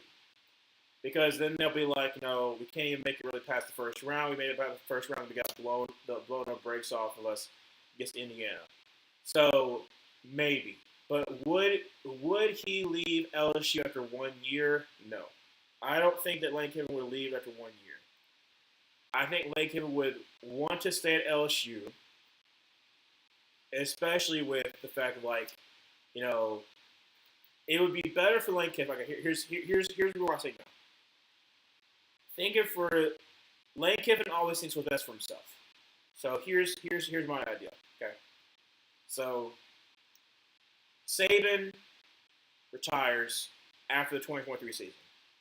So 2023 season, we've had 2024, had 2025, about to have 2026. So let's say Lane Kiffin at LSU 2026. So he has like a rebuilding year. Maybe they go like 8-4, 9-3, whatever. So first year LSU. Kalen DeBoer in his third season. Let's say, unfortunately, the worst thing happens possible, and he loses. Say he loses to Let's say he loses to Auburn. Random thing. Say he loses to Auburn in Tuscaloosa or something crazy where they go 9-3, whatever. Bad record, or they make the playoffs and then they lose the first round. Say Kevin DeBoer gets fired. What to do? Would Lane Kiffin leave after his 1 year at LSU to go to Alabama? No, and here's why I say that. The last championship was 2020 for Alabama. Say retired, 2023. 2026, let's say they hire a new head coach. Let's say, I don't know who it could be. Let's say somebody else. Say it's maybe they try to do another defensive guy.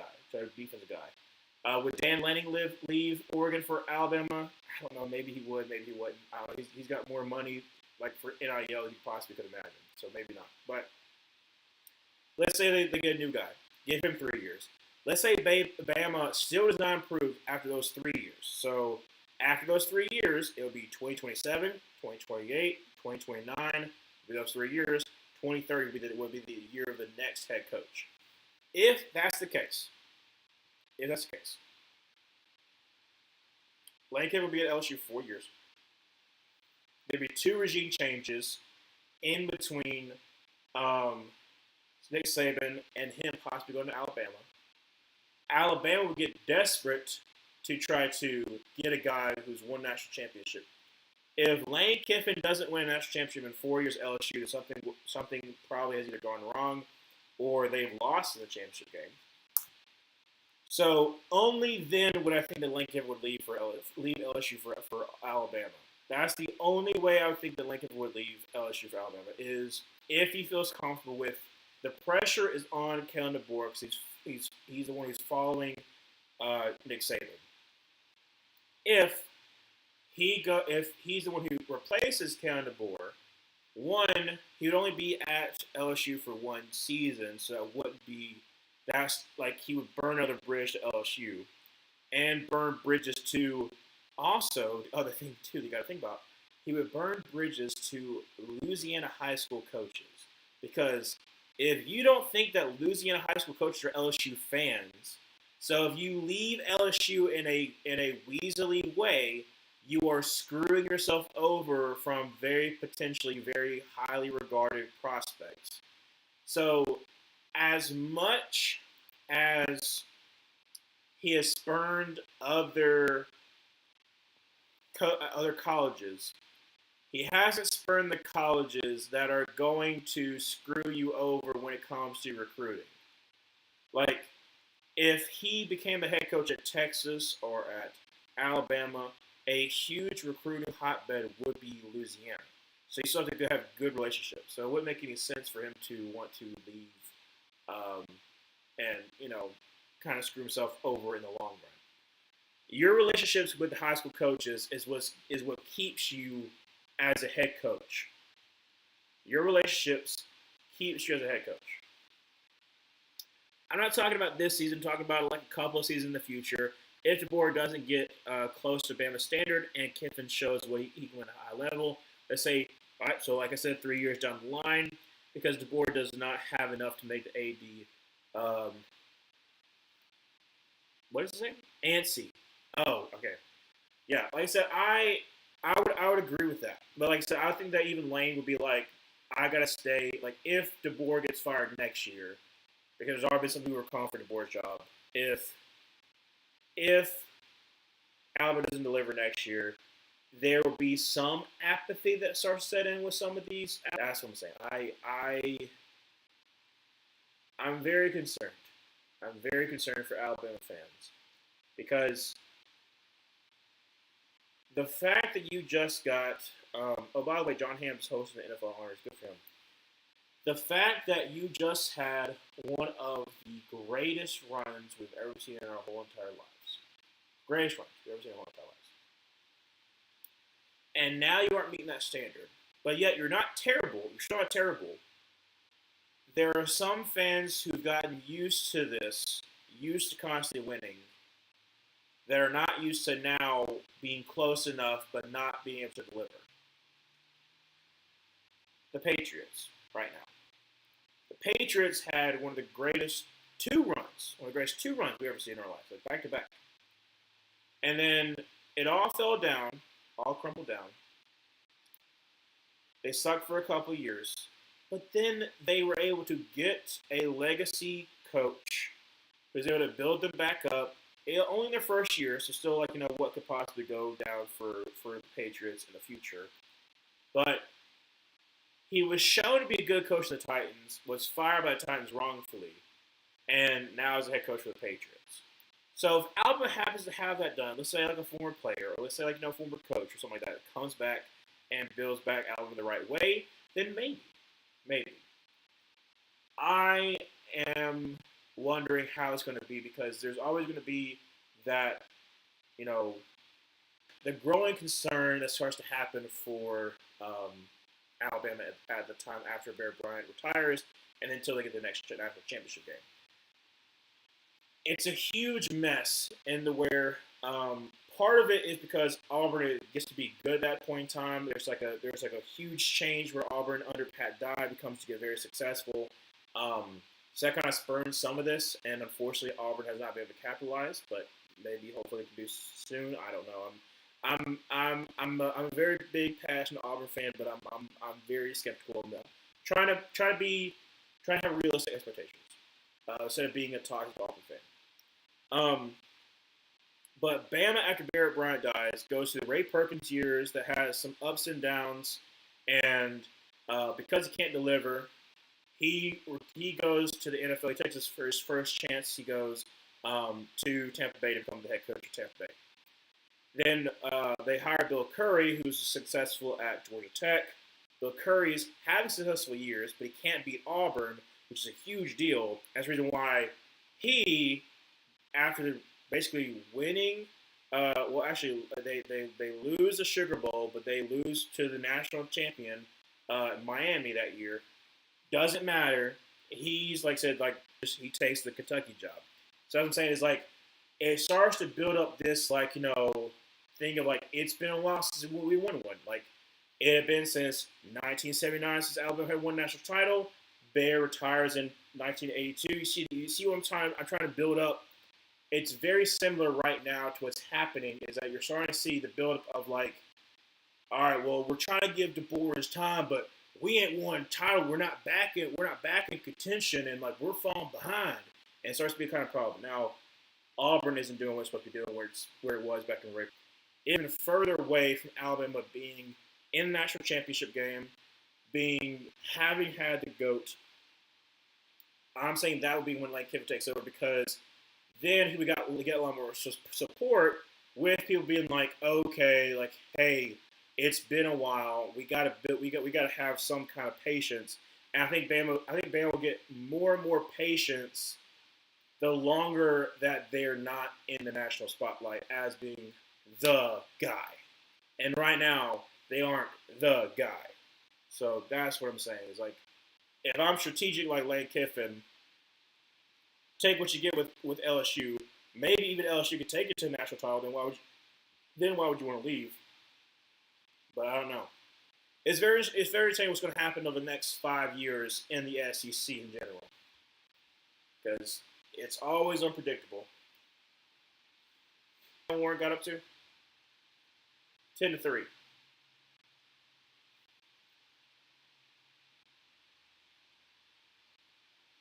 Yeah, from the 33-yard line, under center, two tight ends to the left. That's Johnny Smith in motion, now motion back over to the left.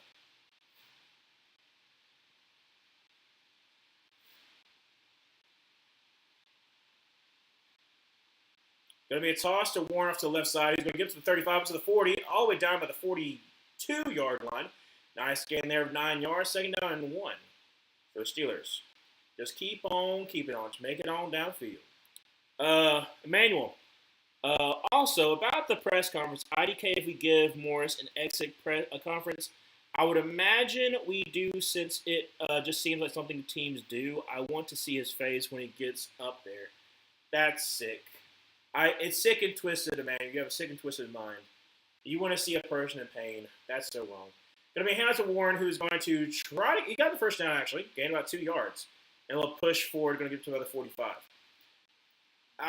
You want to see his face when he gets up there. That's a little wrong. That's a little wrong, man. You can admit it. You want to see him be upset that he lost his job. That's a little petty. That's a teensy bit petty. I don't know. I haven't seen a lot of people been given exit press conferences. Maybe y'all do it for him since like Arthur Blank still likes him, but I don't know. 13-4 to go in the third quarter. First down 10. Shotgun formation. Drops back a pass. And throws across the middle. And that's going to be too low for Adam Thielen. Adam Thielen looking for pass interference. Not going to get it. Second down 10.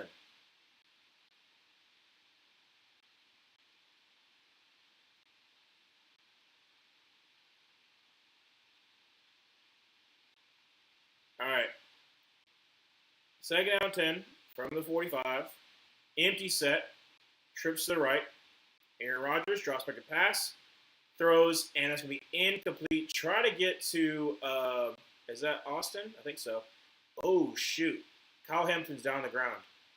Oh, no. Kyle Hamilton's really good. He collided with Gilman. Aaron Rodgers looking like, how is that not pass interference? They're just not calling it, though. They haven't been calling it all day. That is for sure pass interference, though. He hits him in the helmet before the ball even gets to him. That's for sure pass interference. I actually get it. Like he hits him in the helmet before he even gets the ball. Like that is definitely pass interference, though. But Gilman's going to the sideline, get checked out, make sure he's not concussion, and also Kyle Hampton's down on the ground because he got hit in the head. So we're going to be able to go on TV timeout. It's wrong, but he's made more money than my entire bloodline, so he can wipe his own tears. That is fair. That is fair. I get it. I get it a little bit. If we had an exit interview for Matt Rule, I would have watched that on repeat. I can understand that. Still, I don't think you'll get an exit interview. Maybe not. All right, I'm gonna get a refill on my sweet tea since we're at it.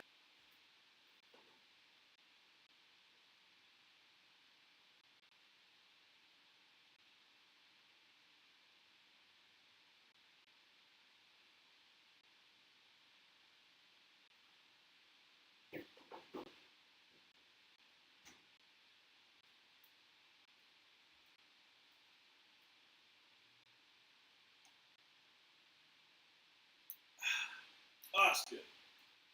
Oh, that's good.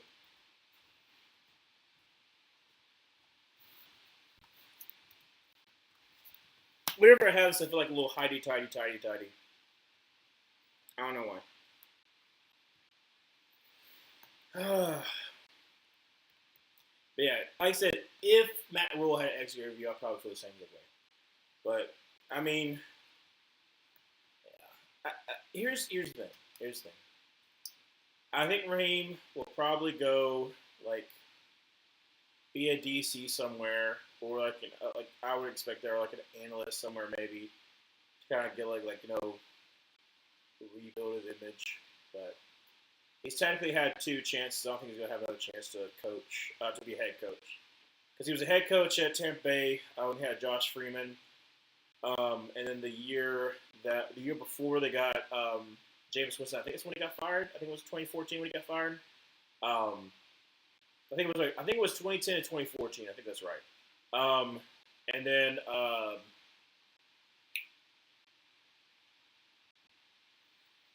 obviously he was the interim head coach from 2020, and then 42 to 31. Goodness gracious, they scoring. They just showed like the highlights of I guess it was a Pittsburgh like basketball game, but that was 42 to 31 is atrocious. Fryman gets up to about 13 yards. Great job there, first down 10. Sorry I didn't call that, but I was still surprised. But they showed that this is the highlight as a 42 to 31 basketball game. Maybe it's just different in Alabama. I don't know, but the basketball games I've gone to has not been 42 to 31. 13 minutes left on third quarter, 10 to 3. Rodgers under center, Smith in the backfield. I formation. Going to be a toss, and that's going to be trying to go to the left side. And that's going to be a gain of about a yard for Jonnu Smith. Got to get Jonnu Smith those running back numbers. Don't know why, but you got to. All right, Gilman's back in after being checked for a concussion.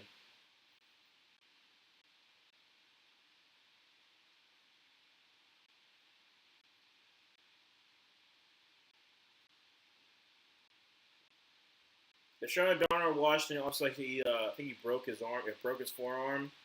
Obviously, huge loss for Pittsburgh right now because he's a big blocker for him. Two tight ends to the left, empty set for Aaron Rodgers. Drops back a pass. The myth, the legend. All the way back to the 11-yard line on Marlon Humphrey, no less. And it's going to be first down 10. I love Adam Thielen so much for what he did for the Panthers. But him one-on-one with Marlon Humphrey. Dips the shoulder. I mean, that's a great throw by Aaron Rodgers, too. Just find Thielen. Oh, man, Thielen. Give it to him.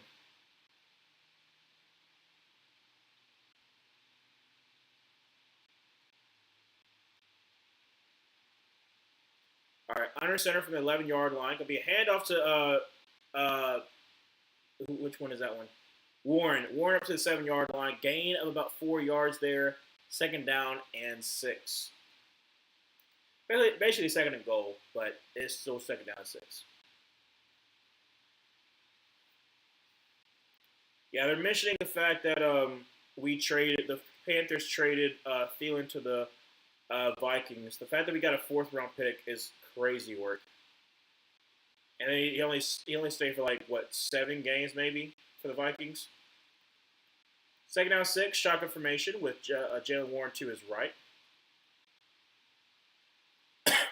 Drops back a pass and is going to check it down to Warren, who's going to try and make one man miss. He makes one man miss up to the 5 and down to about the 3-yard line. Be 3rd down 2 for the Steelers. Very similar to what they were before. Again, they are approaching the end zone. Don't let this happen again. By the way, in case you're wondering, this is still the first drive of the 3rd quarter. That's how long this drive has been. Marlon Humphrey got absolutely just shaking off his boots. So from the 3-yard line, shotgun formation, Jalen Warren to his right. Going to be a handoff to Jalen Warren, who's going to. I don't think he gets it. I think it's going to be 4th down inches. Yep. 4th and inches. Once again for Steelers. You got to go for it. Oh, man. Okay, so huge decision here. I mean, it's 4th and inches. Do you try to go for a QB sneak? Well, not QB sneak, but you know what I'm talking about. Touch push again. Connor Hayward's in there. Big boy Connor Hayward's in there.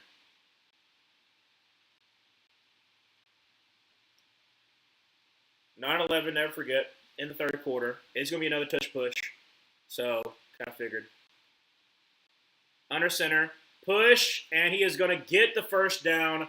Not the touchdown, but it's going to be 1st and goal from the half-yard line for the Steelers. 8:55 to go in the 3rd quarter, still 10-3, as Steelers are once again knocking on the door. Now, again, you had 1st and goal before, you didn't get it. Also, great push by the offensive line. He was close to the end zone.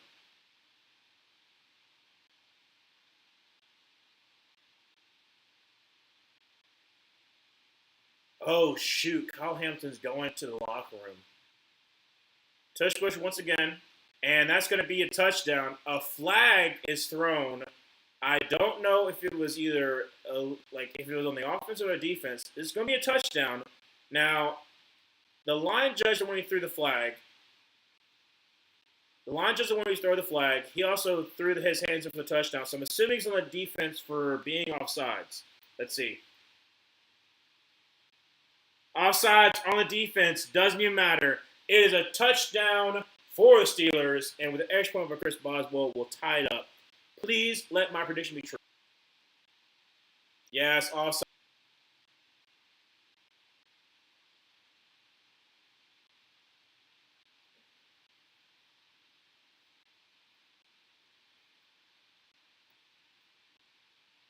So great job there for Cameron Hayward.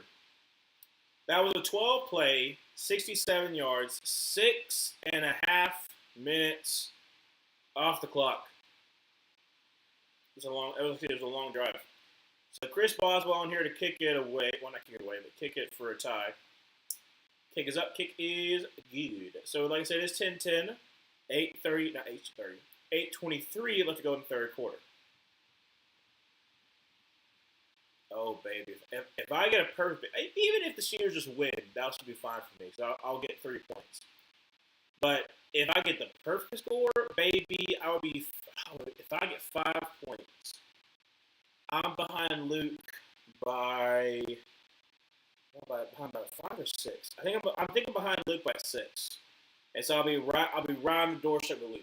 So even if it's only 3, then I believe I will be tied with Grant. I think I'll be tied with Grant. I know I'm talking about people you don't know. Well, y'all heard of Luke, but I haven't talked much about Grant. Grant is a Saints fan who next year will be going to a Saints home game, so he'll be able to go experience his first Saints home game. And right now we're trying to go to Saints Steelers, whatever that's going to be, so my sister can go to her first Steelers game. So get double whammy, both at the same time. So hopefully It won't be like a Christmas game or a Thanksgiving game. Hopefully, that's not gonna be like that. But or like a Thursday or Monday game. Hopefully, that's not gonna be the case. That would suck. Hopefully not. Anyways, um, I feel good about my prediction now. Um, Obviously, like I said, it's a tie game, so it's like pretty much anyone's guess. But Steelers, as of recently, have done a little bit better job of limiting Derrick Henry. Obviously, the holding penalty is definitely not helping the Ravens.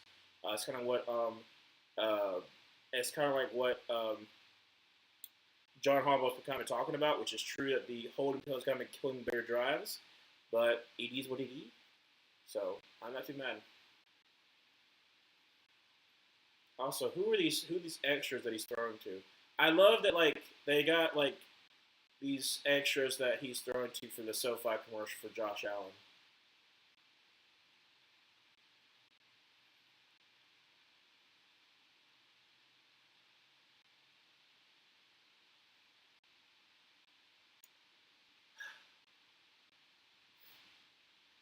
I feel good.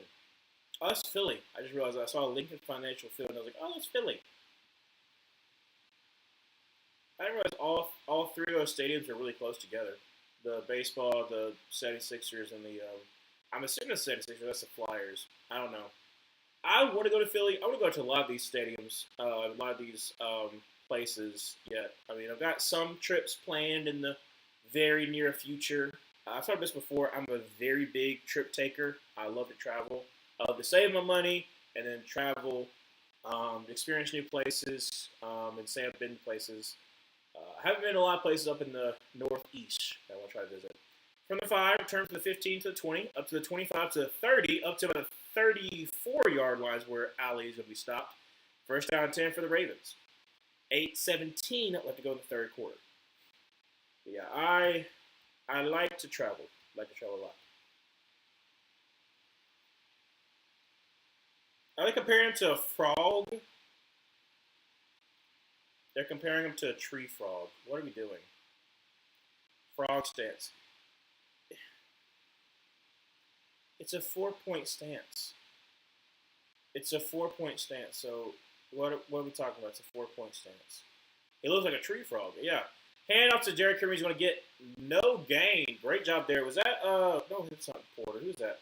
Oh, it's Pierre. Oh, Pierre coming out from the side, takes Henry's ankles away, and then great job there finishing by Cameron Hayward. They were just talking about him. Emmanuel, how do you guys do the prediction game? Do you use an app like ESPN or just keep track by hand?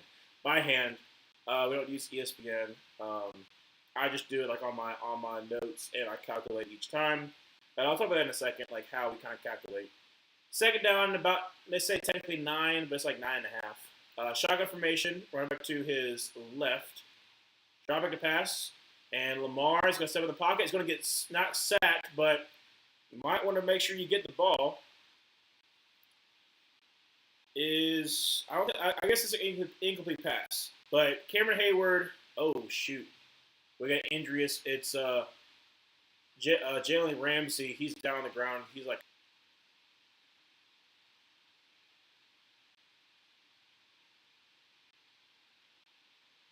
So he got 4 heaves, and then he's going to like basically forklift him. No, he actually just pushes him back. But basically, like since they're tending to Jalen Ramsey, I can talk about it. Basically, each week you pick a team prediction. So obviously you get a point if you get the correct team. If your score is the closest, like if you pick the the closest score, based upon, like, let's just say that if you choose 24-17 and the actual score is 20-17, then you're off by 4. And so if you get the closest score, like if you're only off by 4 and all the other people are off by like 5 or 6, then you would get the 2 extra points for getting the closest score. Drop back to pass on third down 9, and Lamar's going to be bad at the line, picked off by TJ Watt at the 26-yard line. Cameron Hayward takeover. He's the one who bats the ball down, and then TJ Watt picks it off. Holy crap. It looks like Ramsey might have gotten hurt, but he did walk off to the sideline on his own power. So I'm assuming he's okay. But Steelers are in great field position. I switched to the last second to pick the Steelers. Please, Steelers win. So, like I said, how it works is on Monday night, and then technically, like, we'll use Sunday as this Sunday as the Monday night game because of the fact that there's no Monday night football games. But if you get the closest score, it's two additional points to the 1 point you get for the correct team. Rarely, but it has happened. If you pick the exact score, not only do you get the 2 points for the closest score, but you get additional 2 points for the exact score. So it'll be 5 total points. So it'll be a 5-point swing. So it's a pretty big deal if you can get a correct score. Drops back to pass. Aaron Rodgers going to check it down to Warren, he is making Humphrey shaking his boots every single time. 9-yard gain, second down and 1. I mean, just keep doing that. I mean, Humphrey, literally is getting he just can't handle Jalen Warren. Apparently that's the case. But yeah, I track it by hand. I do it in my notes. I used to do it on a Word document, but I just made it in my notes. I update after every single week. Sometimes I usually try to update before the Monday Night Football game in case people want to change their picks based upon if they did really good or really bad that week. And it's just the 5 of us, so. Second down and 1 from the 17-yard line, under center. 2 tight ends to the left. Going to be a handoff to Jalen Warren, who's going to sidestep, going to get the first down up to the 15-yard line, 2-yard gain. First down 10 for the Steelers. 6:30 left to go in the third quarter. Still plenty of game left, but they're showing right now the hit that Kyle Hamilton took. He hit it right here. So he got hit right there by his own teammate, by Gillum. And he's going back to the locker room, so that's not great. He's being evaluated for a concussion. 2 tight ends to the left once again. 6:05 going third. Under center. Going to be a handoff to Jalen Warren. He's going to try to cut back inside up to the 10, up to about the 8-yard line. A gain of 7. Second down and 3. Steelers just keep on pounding the rock. Just keep on pounding the rock. Just keep on pounding the rock. Get yourself, honestly, just get yourself a touchdown at this point. Just get yourself a touchdown.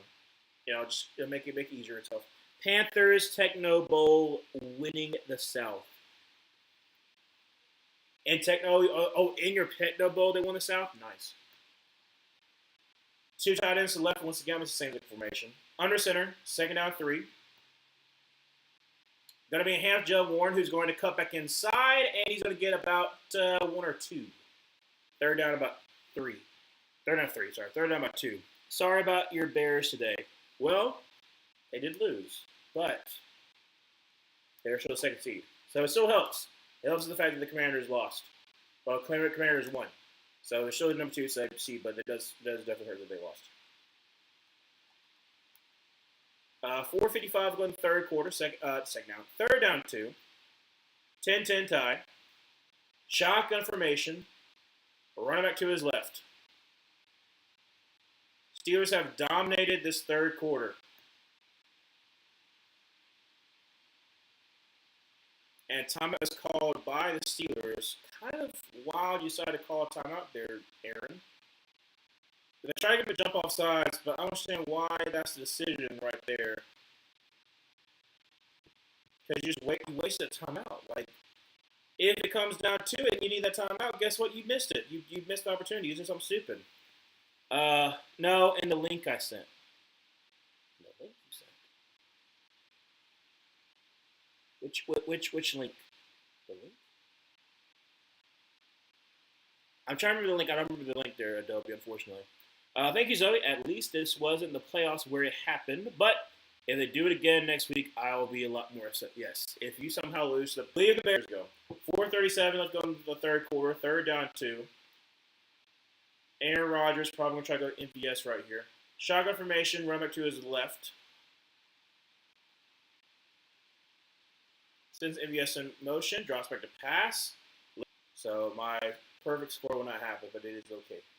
It is okay. For YouTube Short, I sent a link which showed the Panthers winning the South, and I sent that as a congratulations. Okay. Yes, obviously. We had no doubt at all. So 4:28 left to go in the third quarter. Steelers have gotten ooh, nice. But the Packers are crumbling. Also, wait, is that the Continental? Ponies person no interest. People no interest. Like they took a shot, and that shot looked like the hotel is like the Continental for the John Wick movies. So that's what I was thinking about, unfortunately. But yeah. So like I said, Bears versus Packers, the second, seventh. Eagles versus 49ers for third versus sixth, and then Panthers hosting the Rams. That'll actually be the first playoff game on Saturday. And then what was I saying? Oh yeah, and then on the AFC side, Patriots hosting the Chargers, second and seventh. Third and sixth will be Jaguars versus Bills, and then 4 and 5 will be whoever wins this game hosting the Texans. So very important. Dobie, I really don't care how we do in the rest of the playoffs. I just want to win one playoff game, especially against the Packers. Yes, because that would be very good for y'all.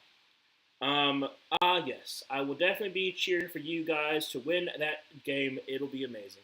It will be amazing to get your playoff win, your first playoff win since 2010. I'll be so happy. I don't care what anyone says. I will celebrate like it's a Super Bowl. You'll do a Super Bowl shuffle. You do a Super Bowl shuffle, Adobe. I mean, we'll be streaming that game, so obviously, I'll be cheering on the same exact side, hoping for y'all to win.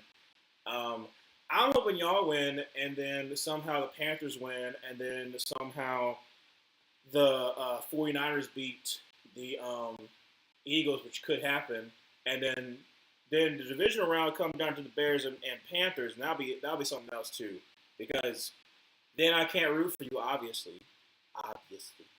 So, are the Panthers gonna win? Maybe, maybe not. I got to have some kind of faith in my team. Maybe. I mean, I don't know. We're a very inconsistent team, though. We lost 2 in a row for the first time since the beginning of the season, which is kind of crazy.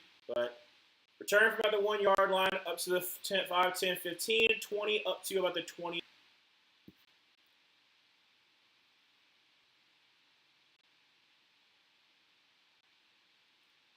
Oh my gosh. They're comparing Derrick Henry to a skier, and they're showing like skiing from like basically the Olympics because NBC has the Olympics. Also, what is with all the comparison all of a sudden? I've never seen that from the NBC, but all of a sudden now they're comparing uh, Cameron Hayward's position like a tree frog, and then now they're talking about is like a Derrick Henry is like yeah he's down. Compare Derrick Henry to like a skier. I don't know. It's kind of weird. And after Derrick Henry's going to get to about the 25-yard line, so nice game there of about 2 yards, second down 8. Ooh, goodness gracious. I remember feeling like that when we finally beat the Chiefs after that 8-year-long losing streak. Yeah, that was a long one. Yep, same. Last year when we beat the Packers, it was the first time we beat them in Lambeau Field since 2015, and this year was the first time we beat them in Soldier Field since 2018. No shuffles. Gonna be a handoff, and that's gonna be Derrick Henry get about 10, actually about 8 yards. No, about 9. First down 10 for the Ravens, up to about the 30. See what is that? 39-yard line, 34, 39. That would be awesome. That would be awesome for the Bears and Panthers to make it to the NFC Championship game. If theoretically, if that happened, don't know if it will, but who knows? Crazier things have happened this season. From the 34-yard line, under center, going to have Mitchell in the backfield, toss to him, and he is going to get stood up, and it's going to be a 1-yard loss. So Exactly. Like, say, if the Bears and the Panthers face off against the divisional round, like, we can both say we win, and we're both turning our teams around. Did the Steelers really get only a field goal off the interception? Yes, I believe so. They got the field goal, and then they had a good drive that ended in a touchdown. But the one at the very end of the at the very end of the half, they got nothing. So false start on the Ravens, going to back him up. Unfortunately, Walker was the one who committed the false start. Yeah, so like I said, the Steelers are kind of choking right now, but they're still up. But it's like you gotta do better. You gotta do a little bit better. 2:29 for the third.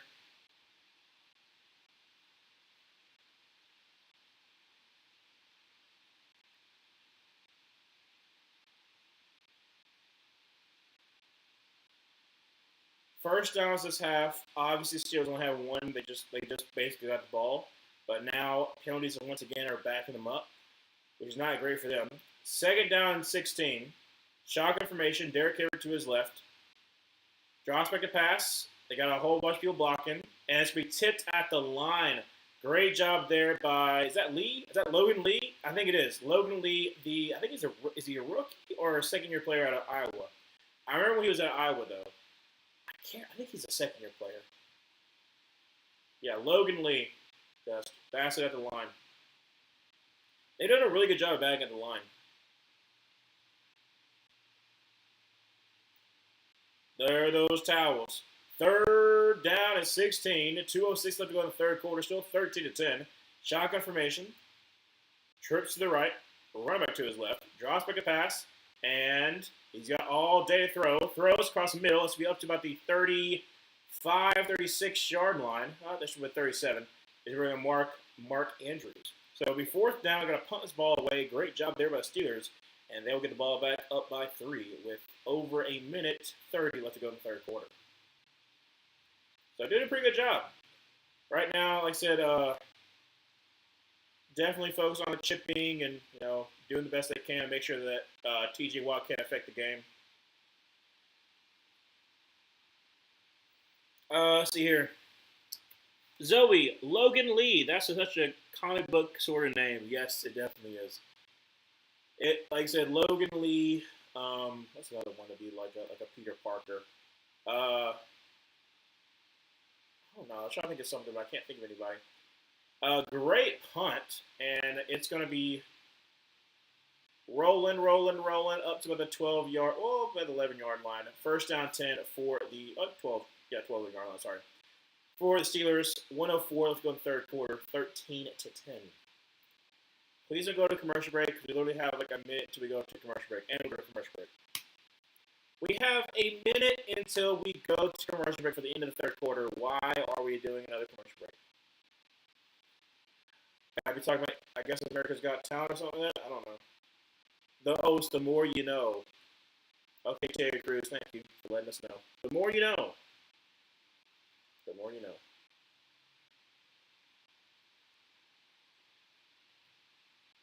Ooh, that's good. That's really, really good.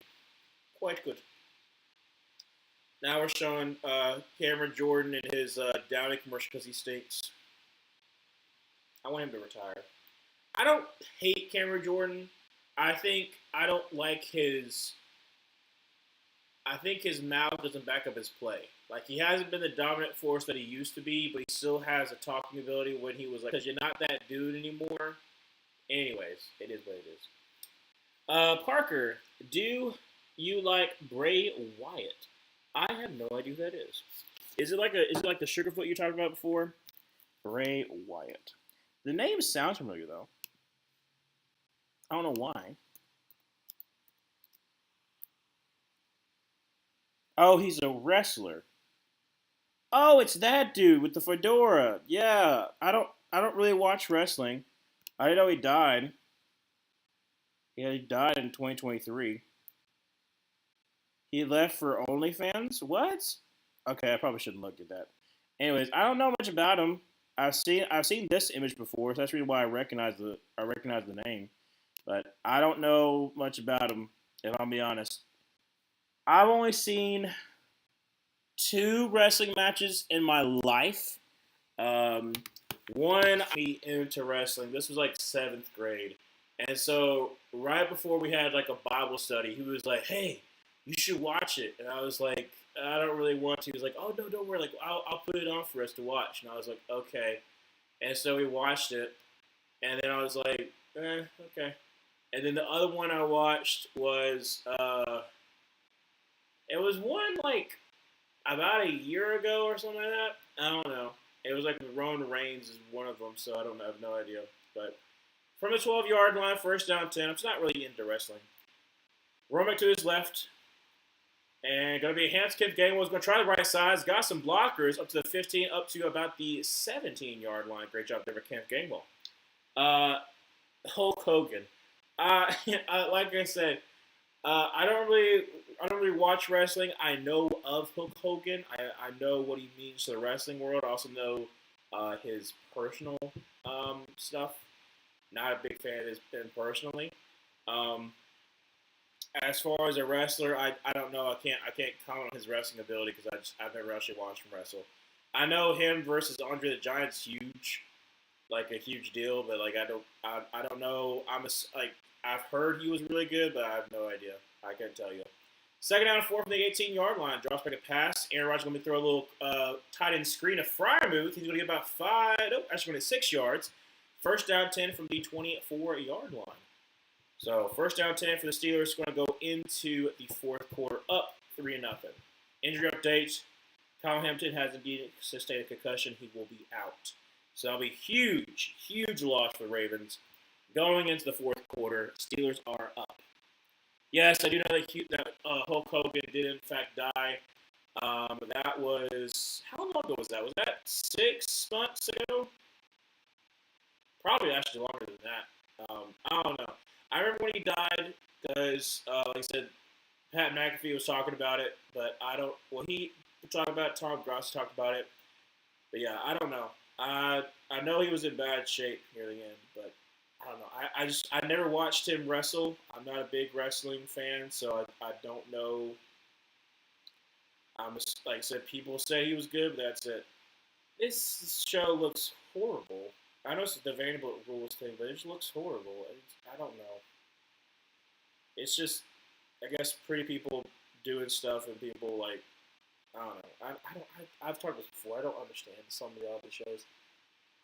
Like there's some reality shows I get, like the competition reality shows, I get the liking for that, or even like stuff like the traders, stuff like that, where like you're trying to manipulate your way into winning, but like reality TV shows where it's like just in air quotations, this is what like I describe the shows as beautiful people just doing stuff.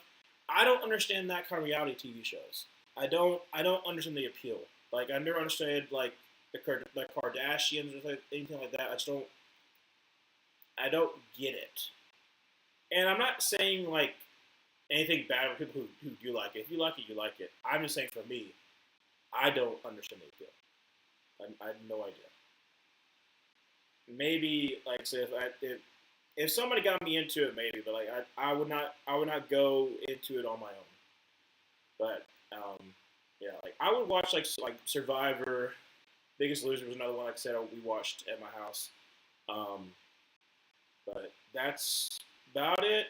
You can maybe say Yes to the Dress is a reality. Is that reality? That would be a reality TV show. No, but that was another one that I used to watch with my mom. Say Yes to the Dress. What was the other one? Four Weddings or something like that. Some of the ones we watch on TLC. That's the only really something we should watch on TLC. What was the wardrobe one? Oh, the only thing I remember about it was what would you wear or what do you wear? Something like that. Basically, and I'm thinking about it now. It's so strange to think about it now. It was a show on TLC where these two people just went into your home and like basically you went on a competition, like you got signed up with your friends, and they would go into your wardrobe and be like, "Don't wear this, don't wear this, don't wear this. This looks disgusting." I'm like, That's kind of crappy. Like trying to like make you a fashionista, I guess. I remember watching that show because my mom liked it, and I was like, "This is weird." Gonna be a throw out to the 25 to the 30, no, the 29-yard line. Nice gain there by Miller. So he's second down about 5. I don't know why I was talking about this, but yeah, randomly just um, thinking about reality TV show. I don't think that technically is reality TV, but yeah. Oh, hey, they're doing the director. I would be happy if I were a Panthers fan with this season. Exactly. Like, even though it's 8-9, like, this is not a winning season, but we won the division. We haven't won that since 2015. We're going to the playoffs for the first time since 2017. Director, I am perfectly happy. I saw that Fryermuth was pass blocking, and unfortunately, that's going to be a pass interference, so I'll back him on up. But I am very relieved. I was very stressed out with that Falcons game, though, because they do not make it easy. But I'm very happy right now. Is George Michael still in 2016? Talked about that, I think, yesterday. For some reason, in my mind, I had them all die around the same exact time. They all died in the same exact year, but not even close to the same exact time. Like, David Bowie died in January, Prince died in like April, and then George Michael died on Christmas Day. From the 19-yard line, second down 15, empty set for Aaron Rodgers. Drops back to pass and throws, be caught, and that's going to be up to about the 25, down to 26 for Kenneth Gainwell. Gain of about 7-ish yards, third down by 8. I'll be sad as a Panthers fans that Raheem Morris is gone. Yeah, I might be sad, but there is one person who is very happy, and that is indeed Emmanuel. Emmanuel's very happy. He's very, very happy that Raheem Morris is gone and that he is free from Raheem Morris's grasp. But it is what it is. Maybe Atlanta hires the right person, maybe not. Who knows? Third down 8. Drops back to pass. Aaron Rodgers throws for the first down, and that's going to be MVS up to the 39-yard line. Great job there. First down 10. Well, I'm not sad. Exactly there, Emmanuel. Emmanuel, I need to formally apologize to Mr. James Pierce. I remember during your draft stream when we traded up and I saw it was JPJ, I said, bruh, and I didn't like it. I will shut up and know my place. That is indeed your pass rusher. You should be proud that. Also, your draft pick's not that far away from what you actually got for JPJ. What happened to Michael Jackson? Like, when he died? I can talk about that in a second. From a 39-yard line under center, going to be a play-action pass, and it's got some time. Aaron Rodgers takes a deep shot. Holy miss. And it's from incomplete. Try to get to MVS. And that was Malachi Starks trying to pick that one off. So Michael Jackson died in 2009, I believe, summer 2009, from drug overdose that, if I remember correctly, that's been a while. Obviously, 2009. Wasn't his doctor gave him certain combination of drugs for something, and it was the wrong dosage, I believe, and it caused him to have basically go through an episode and then die. I might be a little wrong in the details, but I remember something about Michael Jackson's doctor that got him to die. Gonna be handed to Jalen Warren up to about the 42-yard line, so nice gain there of about 4-ish yards. Third down and about 6. 12-15 left in the fourth quarter. But I believe that's what it is. It's something close to that. It basically just know it's Michael Jackson doctor. Look at that. Lamar Jackson, 5 for 10 for 67 yards, a touchdown, and a pick. Not great. So they've been very much relying on Derrick Henry, and basically the Steelers are just like, we're just going to stop Derrick Henry, and then you're good. Shotgun formation, run back to his left, third down 7, bunch to the right, drops back to pass, and is going to try to avoid the sack, is going to get sacked back at about the 38-yard line. Fourth down, and Aaron Rodgers is down the ground. Boy's up now. Okay. I think he just like us. That I got hit pretty hard. Please, Emmanuel. I don't think it's gonna happen that much in my classroom this upcoming week. Hopefully not. I think the person who usually says 6'7" is not gonna do it anymore. Maybe. I haven't heard them say it in a while, but I'd rather not have someone say 6'7". But yeah. Maya Green just like, I'm gonna clobber him. So from the 38-yard line, 4th and 11, 11:05 going into the fourth quarter. Got to punch the ball away. Well, Oh my gosh, Walker got absolutely laid out by his own dude. It didn't touch any of them, but dude got absolutely pulverized. Trying to field it, and then Walker hits into Wester, and then they just recover. Boom. Who is 88? 88, like no 38. Oh, it's Jameson. He's the one who pushes Walker into Wester, and I mean just absolutely collide with each other. I do not like Conrad Murray. I do not know who Conrad Murray is there, Parker. I could check it to see who it is though, because like I said, we're at TV timeout right now. They're talking about traders. I don't think I've seen Conrad Murray. Who is this? Oh, is it? That's this Conrad Murray. Yeah, that's Bad Doctor. Bad Doctor. I was confused for a second. I was like, who that is? Yes, no one likes a Bad Doctor. So yeah, for sure. Um, yeah. Honestly, I'll say this about the game. Yes, low scoring, but you got to get used to that for AFC North. But all right, now I'm feeling great because Steelers defense has been doing fine against stopping Henry. Hopefully that can continue. And then please just find in your heart, Steelers, just drive down the field. If you can score a touchdown, amazing. Because right now Lamar's not doing anything through the air. So that's the real thing is that if you're ever gonna stop here and you go drive down the field and score a touchdown, then it's easy. It's easy work. You're done. You're good. You're good. But the more and more this game keeps on going on, I'm like, yeah, I don't know. I don't know. There's a possibility that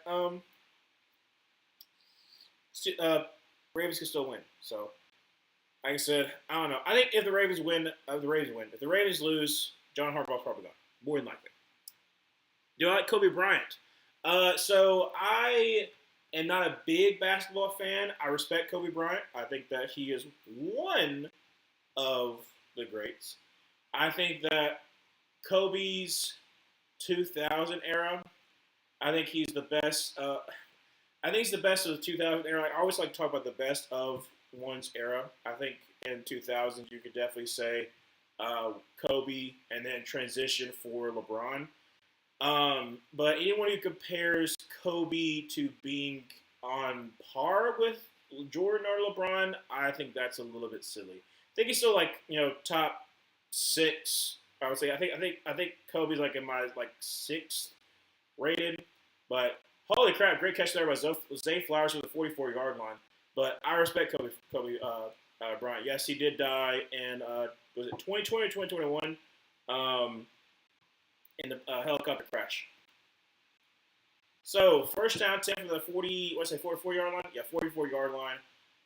Voorhees is down. That's not great. So another guard being down. I mean, Falale did come back in, so I guess that's kind of helpful. So it'll just be Emory Jones come back to the left side. But hopefully he's okay. He's up and walking. But actually, no, that was Rosengarten that was moving around. Now he's up and going. Well, he's trying to take a step. Okay, there he is. Oh.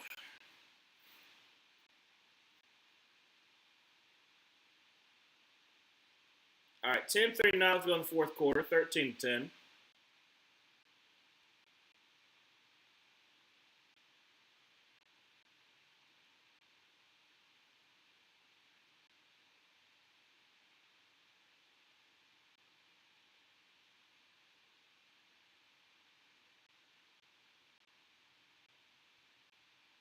Take a long time to get a play in. Goodness gracious. All right, here we go. From the 44-yard line, shotgun formation, Henry to his left. 10:25 go in the fourth quarter. This is Zay Flowers out in motion. Going to be a handoff. Derrick Henry's going to try left side and going to get only about two. Great job there by the Steelers defense. Penetration was, I'm trying to see if that was Herbig who got the penetration or who not, but basically just like kind of forced him back inside. And they're just keying on Derrick Henry at this point in time. They're like, we don't believe that Lamar is actually able to throw the ball because he's not shown to be able to do so. So we're just going to key on Derrick Henry. Do I like Leif Garrett? Don't know who that is. I'm assuming that sounds like a hockey player. Shotgun formation, second on 8, and Lamar is going to try to scramble. Is going to get popped for the Ravens. 9:28. Let's go into the fourth quarter. But I don't know who Leif Garrett is. That I like I said. I'm outside of football. My sports knowledge is kind of low-ish. I know some stuff, but not a lot of stuff. That's why I stick mainly to football. That's why I know. At 9:07, let's go to the fourth quarter. Not fourth down, sorry. Third down and 4. Shotgun formation. Henry to his right.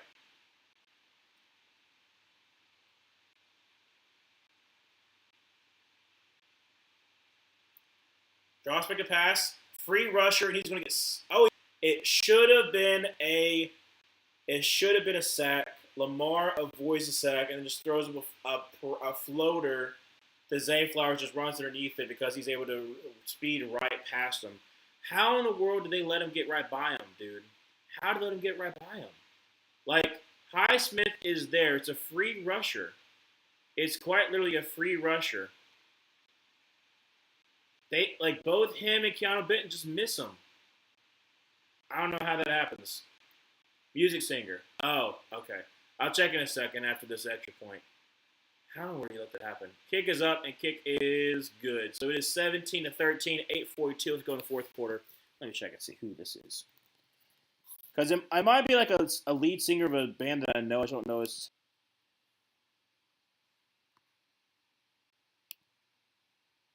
wait.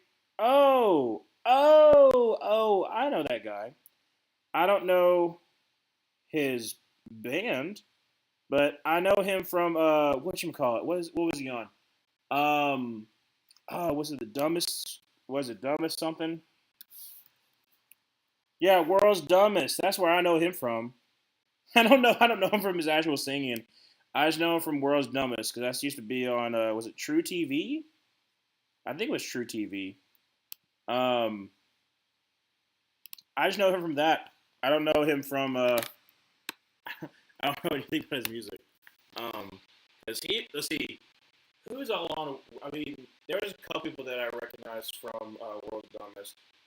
He was on there. Wasn't Tanya Harding for some reason on? No, maybe on World's Dumbest. I don't know. I just remember it was mainly like comedians and stuff like that. Or if that's not if that's not they did say he was on the World's Dumbest. But yeah, that's I don't know anything about this. I don't know. I don't remember about because I would I would record those on the DVR to watch like on Saturday morning. Is watch the World's Dumbest, like especially when I was younger, like World's Dumbest Criminals, World's Dumbest something something something or another. That was like 2011, 2011, 2012, somewhere there. So yeah, yeah, no, I don't know anything about his music though. I think I liked him on World's Dumbest. I don't know. It's been a while since it's been a very long time since I watched that.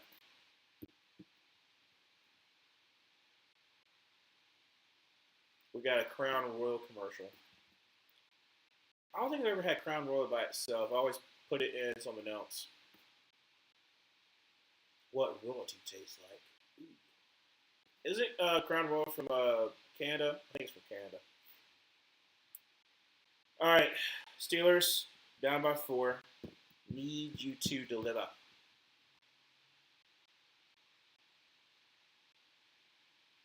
Yeah, I don't know why. I'm trying to see it here. They're going to show right here why Queen is the one that's on Zay Flowers.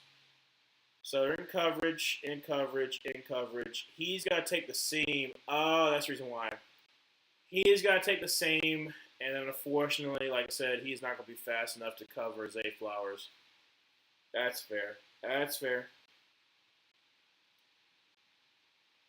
Excuse me. A4 Chile going fourth quarter, and it is going to go out of bounds. So it'll be first down 10 for the Steelers at like the 40 something yard line. I think it's a 40. Is it 40 or 45? I'm trying to remember what the new rule has it as.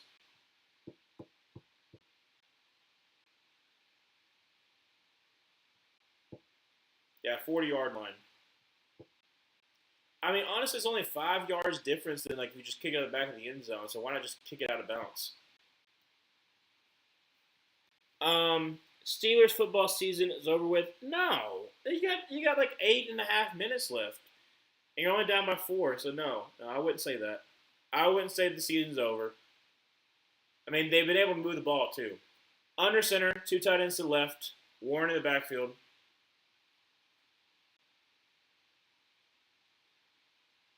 Gus and Thielen in motion up to the left. Quick throw, screen to MVS, who's going to get upfield up to about the 47-yard line. So nice getting there. Well, they can mark it at 46. Nice getting there, 6 yards there. Second down 4.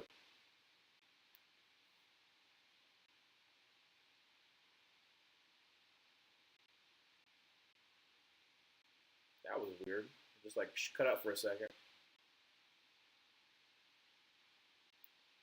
They're comparing when Kyle Hamilton was on the field compared to when he's not on the field. 10 points compared to the 3. So, yeah. 8:08 left to go in the fourth quarter. Second down 3, under center. It'll be a toss to Jalen Warren. He's going to get up to the 50, up to the 45, cuts back inside, up to the 40, down to about the 37-yard line, and that's going to be a first down 10 for the Steelers. 7:50 left to go. 7:40. I got tongue-tied. 7:49 left to go in the fourth quarter. Now that there is a timeout, not really, but Nate Wiggins is on the field. He's kind of crouching down. That's not great. So the Ravens football in the playoffs now? No. Okay, so if the Ravens win, then yes, they'll be in the playoffs. If the Steelers win, then they're in the playoffs. But it's 7:13 with 7:49 for the fourth quarter, and the Ravens are yes in the lead, but the Steelers are on their side of the field. So no, it's not over. It's not over just yet. They're still over half a quarter. So no, not yet. Not yet. We can't determine any season just yet.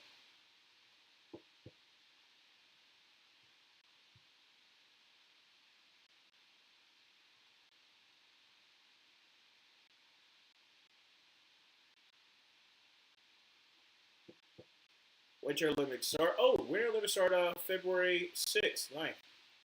Will I be streaming any Olympic games? No, I can guarantee that I will not be. Mainly because I don't have the knowledge to try to stream that kind of game. I'll just be like, oh, it'd be that would be interesting to try to do a hockey game. Try to do a hockey game. I don't know because I had to I like being at a hockey game, but watching it, I'm just sitting there, trying to watch. I'm like a little dog, trying to find where's the puck, where's the puck, where's the puck, where's the puck. So yeah, I don't know if I could stream it. It'd be interesting though, that's for sure. It's a Carnival commercial. I do like Carnival though. I'm a proponent of Carnival. If that'd probably be a sponsor I would take, Carnival. If I've said this before, I'm probably never going to do sponsors. But if I ever do a sponsor, it's gonna be something that I actually would use. It would be hey, would you like to try this fume?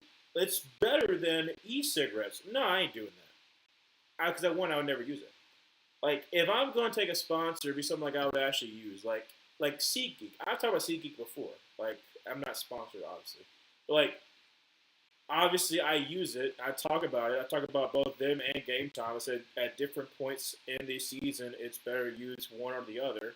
So, like I said, I'm probably never going to take a sponsor. Probably never going to have to. Like I said, I've already got a job, so kind of covers up for it. But if ever you would see one on my video, because it would be something I've already talked about that I use. So Nate Wiggins, I don't know what exactly got hurt, but I think something happened with his leg. I mean, he's already been pencil thin, so Did Eagles football win? No, Eagles lost to the Commanders. They didn't start Jalen Hurts. They started Tanner McKee. They lost 24-17, I believe, and so the Bears still hold the second seed. Under center, actually three tight ends to the right. Going to be a toss. Jalen Warren off the right side. He's got some room to 35 and out of bounds about the 33-yard line. So nice gain there. It's going to be a gain about 6, maybe? Maybe. Second down about 4. 7:20. Let's go into the fourth quarter. No, sorry, it's 4-yard gain. Second down 6. I was wrong. My bad.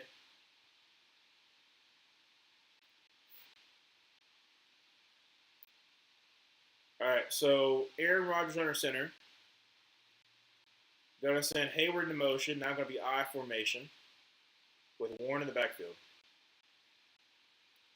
Going to be a play action pass, and Aaron Rodgers going to dump it off to Hayward, who's going to get up to about the 31-yard line. Makes it third down and 3, a 3-yard gain. 6:40 left to go in the fourth.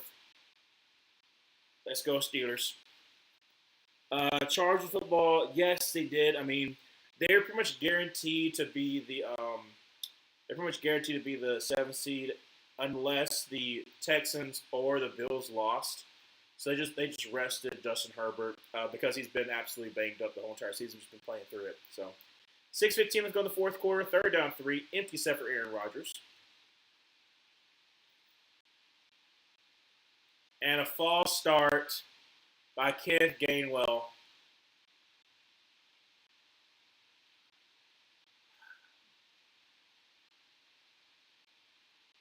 Gonna make it third and longer. It was 3rd and 3, now it's gonna be 3rd and longer. Or 3rd and 8.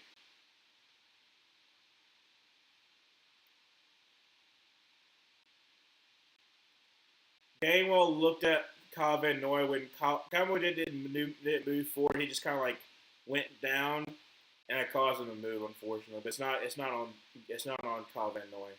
So 3rd down and 8, 6:08 left in the fourth quarter. Shotgun formation. Gainwell to his left. Drops back to pass, and is going to throw for the first down, and up to 10, and down to the 6-yard line is Fryer. Move. First and goal for the Steelers, down to 6. 5:55 to go in the fourth quarter. Let's freaking go, Steelers. Do I like Kenny Mitchell? Don't recognize that one. I haven't looked at it in a second. 5:40 left to go in the fourth quarter. Down by 4. Steelers. Let's freaking go.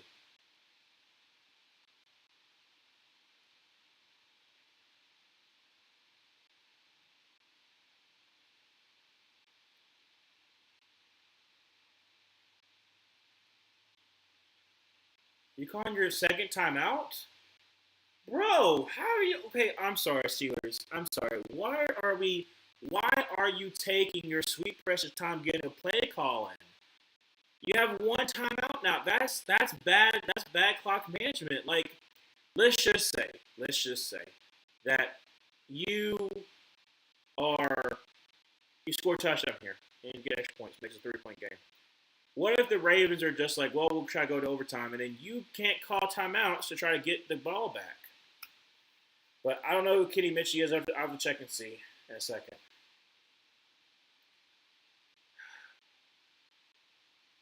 I don't know. How did that happen? Aaron Rodgers, 26 for 40 for 227.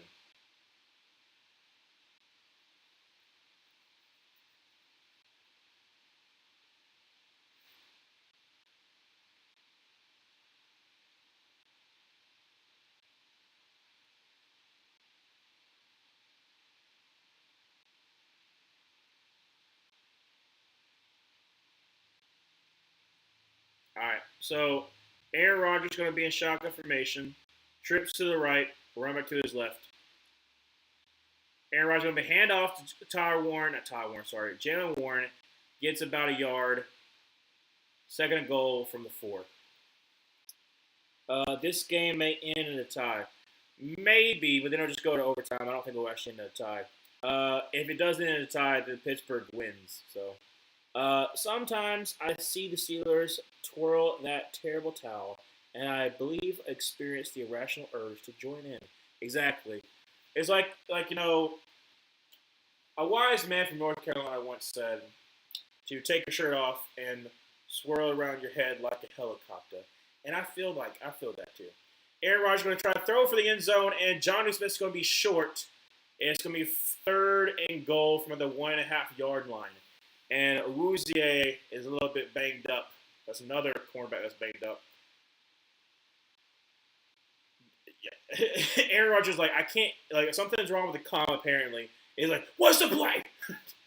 Yeah, he can't hear the comm apparently. He's like, what's the play?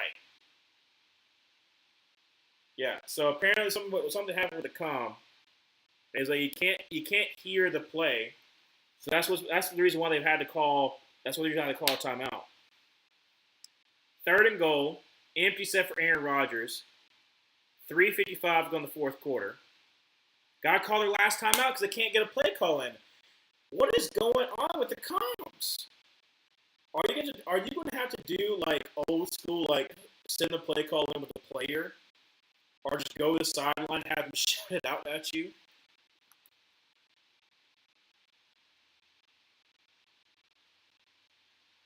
How in the world is the comms be messing up?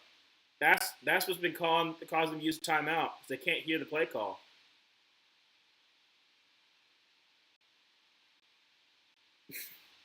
He is just straight up cussing. Old man experiencing technical difficulties. Wow, this didn't work. I can't freaking hear nothing in here. But not say freaking, obviously. Can't get a play call in. I'm just trying to get us a win here. Trying to make it go to the playoffs. And you can't even freaking hear the play. That's what he's like. 3:53 left to go in the fourth quarter. Down by 4. Going to be a handoff to Kenneth Gainwell. We're going to try the right side. He's going to get in for the score. And Steelers retake the lead. They just added like 6 more seconds on the clock. Why did they do that? It went from 3:43 to 3:49. How the heck did that happen? All right. Well, anyways, actually, we'll make it a 3-point game. Where was I at? Oh, yeah, I got to look up who Kenny Minchie is. And do I like Missouri Tigers? I like them fine. Like I said, I don't hate them. I think they've been kind of crapped on a lot by the SEC, by a lot of the fan base not recognizing them as being part of the South. I don't really care. I think they're fine in the SEC. Kick is up, kick is good. So it's 20-17, 3:49. But I like Missouri. Like I said, I like what Eli Drinkwitz's doing there for the football team. So I do. Now let me check to see who is Kenny Minchie. Like I said, I'm really bad with names, so I will recognize people's faces. Fisher is that? No. Wait. No, he went to Nebraska. Oh. Again, it could be good. I don't really keep it with high school recruits, obviously, because like I said, I'm not. Unless they're going to Auburn, I usually don't keep it with high school recruits. So especially like him, who hasn't played, he just basically lost the QB battle to Carr, the QB for Notre Dame. I don't really know much about him, but he might be good for the Huskers. I mean, obviously I know that Raiola is gone, so they got to go in a different direction. But I honestly also, this is still kind of petty. I don't really care what happens to Nebraska because of the fact that after Matt Rule was hired by Nebraska, a lot of Nebraska fans try to go into the Carolina Panthers like, y'all are the ones who messed up. We're the ones who got the guy. And I'm like, okay, you can be happy you got your guy, but don't be gloating because the fact that he wasn't a great pro coach. Maybe he is a good head coach at college, but that I was kind of like, all right, you kind of slow down a little bit.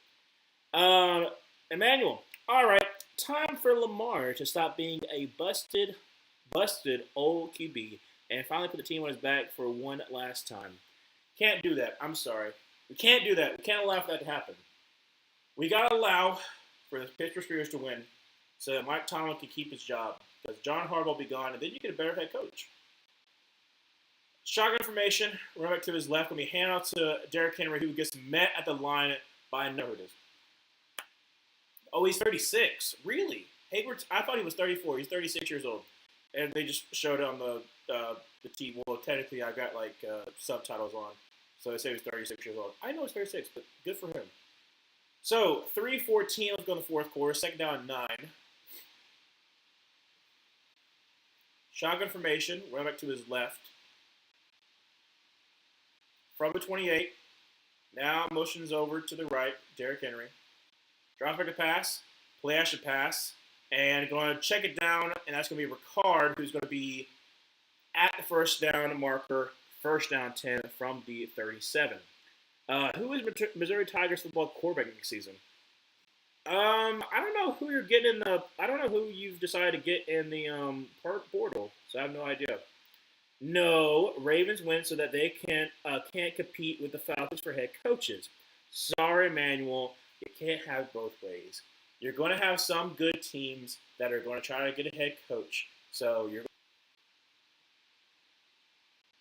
all right. So 2:34 left to go in the fourth. So technically they did mark him short. So it'll be third down. Third down, like basically inches. They say third down and 1.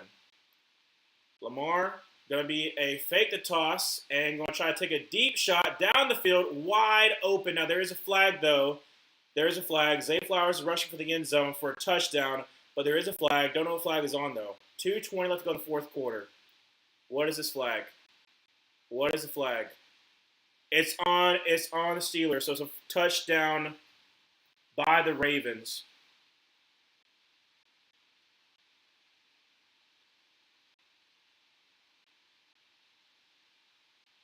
Holding on the defense doesn't matter. It's Bo Perillo. No, Bo Perillo went to the transfer portal. Sorry for bringing up the Falcons so much, but it's going to be so weird seeing a new head coach on the sidelines. I only ever had a Raheem since I started watching last season. Well, it'll be something different for sure. So, extra point makes it a 4-point game. Steelers can obviously still win this one, but it's going to be difficult. Why is it not Bo Perillo? Because he entered the transfer portal. Like, I'm pretty sure he's gone.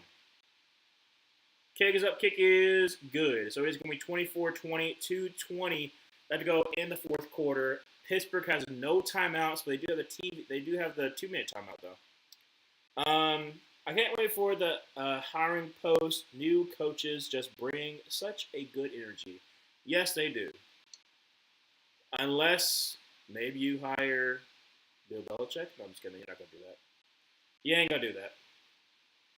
I mean, wide open. Absolutely busted. But yeah, like I said, Missouri, like, I'm pretty sure you've had, like, a lot of people transfer. Like, not a lot of people, but you've had, like, you both related to the transfer portal. And, who else is in the transfer portal? I don't know. Like, so you'll probably another person. So, maybe I.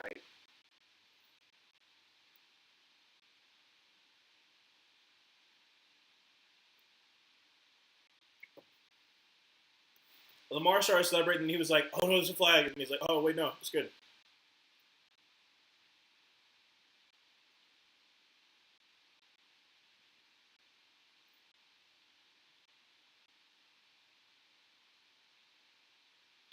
All right, kick is underway, and it's going to be entering the end zone for a touchback. So first down, 10 for 35-yard line. 2:20 left to go in the fourth quarter.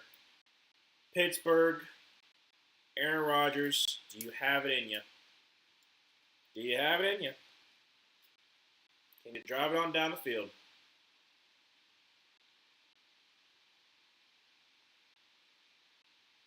I'm assuming they got the comm set up. Unless Aaron Rodgers is going to call the plays, maybe. Who knows?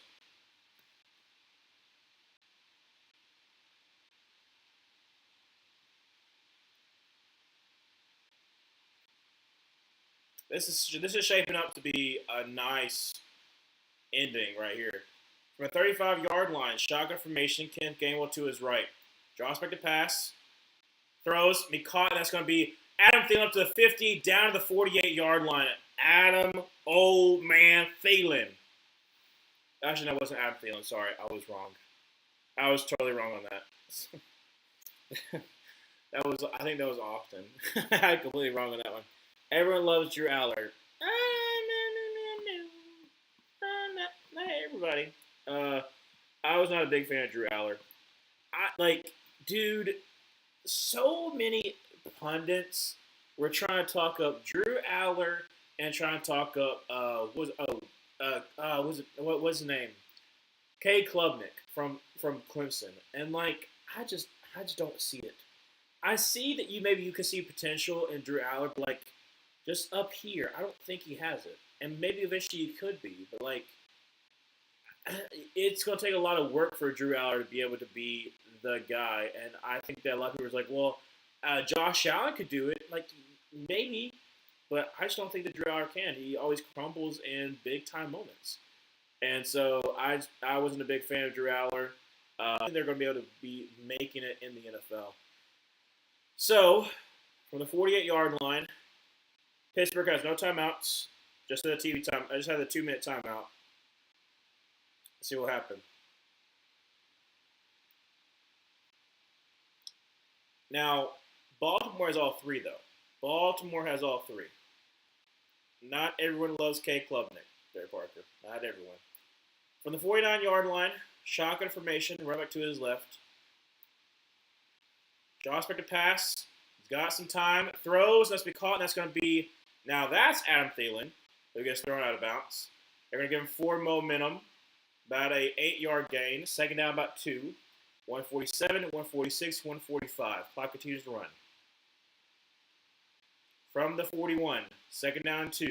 Shotgun formation. Kenneth Gainwell to his right. Drops back to pass. And it's going to be a screen pass again to Kenneth Gainwell, who's going to avoid this pressure up to the 35 to 30, up to about the 26-yard line. Still stays in bounds. 125, 124. Clock continues to run. The Steelers are driving down the field.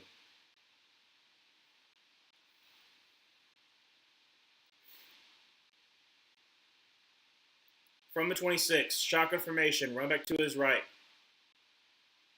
Drops back to pass. Just throws it away. That's fine. 1:03 left to go in the fourth quarter. Second down 10. Everyone, Shane Beamer. I kind of like Shane Beamer. I think, obviously, it's like that the South Carolina didn't be able to get in last year. That's probably their best team they've had since 2014. Probably the best team they had since 2014. It sucks they weren't able to get in though. But yeah, Shane Beamer's. I think he's a decent head coach. Actually, I know I'll say this. I think he's a good head coach. I don't know if he can be able to win the big games, but decent head coach. Trips to the right. Now going to be empty set. Brought Kenneth Gainwell out being a wide receiver. Drops back to pass. Rushing forward. Throws. That's going to be incomplete. And Thielen's looking for a pass interference, but he ain't getting it. 1 minute left to go in the fourth quarter. Like I said, they are not calling pass interference at all. Emmanuel, the Falcons are little attention seekers, dude. They fired Arthur Smith on Black Monday at 10:01. Yes, they did. They couldn't even wait till then. Up and did it 6 hours after the game ended. Barely let him get home. Homie greeted his kids. Then got the worst news of his life. Y'all probably like, hey, we won. And like, hey, Dad, you got a call. Oh. Shotgun formation, run back to his left. Drops back to pass. Throws for the end zone, wide open. And that is a touchdown by Austin. 55 seconds left to go in the fourth quarter. And the Steelers lead the Ravens. It's 55 seconds. Anything can happen. But oh my gosh, it was wide open. Awuzie, I don't know what the heck happened on that coverage, but he got lost in the sauce, I guess. Can we see it again? All right, so Chris Boswell to make it a 3-point game. Kick is up. Kick is good. Oh my gosh, he missed it. It looked good, and then it just veered off to the right. Oh, no. It's a 2-point game with 55 seconds. If the Ravens can get field goal range, they might win by 1. So Calvin Austin's on Awuzie. It looks like, is it a stop and go? Oh my gosh, stop and go. Awuzie tried to stop and he like slipped. Yeah, he tried to stop on the ball of his feet and his whole entire foot went. That's unfortunate. But I think it gets partially blocked. That's how it happens. And it just goes right. Oh no. Oh my gosh. It just barely misses.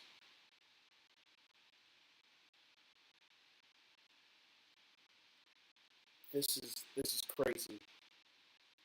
Like I said, Tyler Luke is a rookie. The man who shall not be named usually would be in this situation, and usually would be automatic. But now it's Tyler Luke's turn. Can Tyler Luke, or can the Ravens get in field goal range? But can Tyler Luke, can he send the Ravens to the playoffs?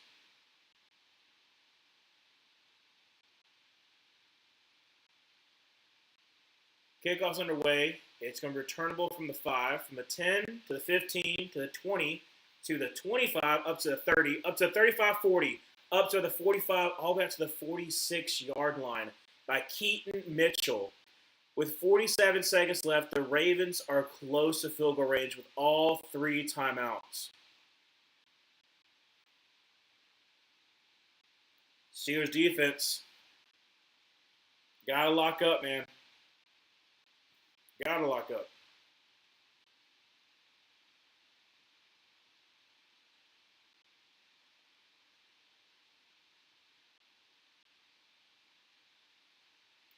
Shock information. Running back to his right. Looks like they're going to be a man. Gonna send Isaiah likely into motion. Drops back a pass. Throws. Now it's going to be wide open, out of bounds. Jalen Ramsey's out there, but Walker gets 8 yards. Second down 2. Only 4 seconds went off the clock. Dude, that's crazy. This is getting a little suspenseful. Second down 2.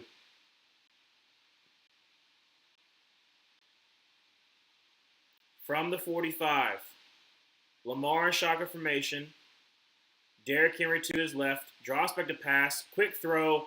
A flag was immediately thrown. I wonder if it's on the Ravens. It might be on the Ravens to back him up. Is it a legal motion or a legal shift?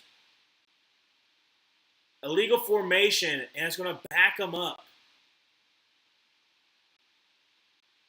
Ronnie Stanley was too far back, apparently. Let's see here. Yep, no, he definitely was. Ronnie Stanley, you can't complain. You're definitely behind. You're definitely behind the center. Not even your helmet's not even close to the waistline. So it's going to be second down 7, 39 seconds from midfield.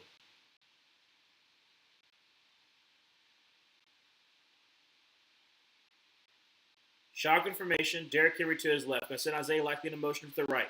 Drops back to pass. Gets some pressure. And is scrambling. Going to just throw this one away. Third down and 7. 31 seconds left to go in the game. 26-24. So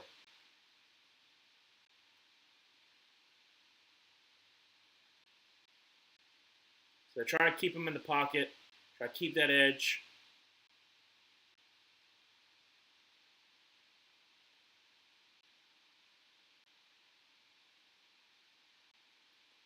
Third down 7. Lamar. Shotgun formation. Bunch to the right. Now going to move Walker into motion. Drops back to pass. Getting some pressure. And is going to get, he avoids a sack. Rolling. And going to get sack. Throws out of the sack to make it 4th down and 7 still. Amazing job by Herbig. Amazing job by Lamar getting that ball out. Almost was a huge sack. It would have made it 4th down at about 20. But he avoids the sack. 21 seconds, all 3 timeouts. So even if the Ravens don't get it here, they still have all 3 timeouts. So the game won't be over.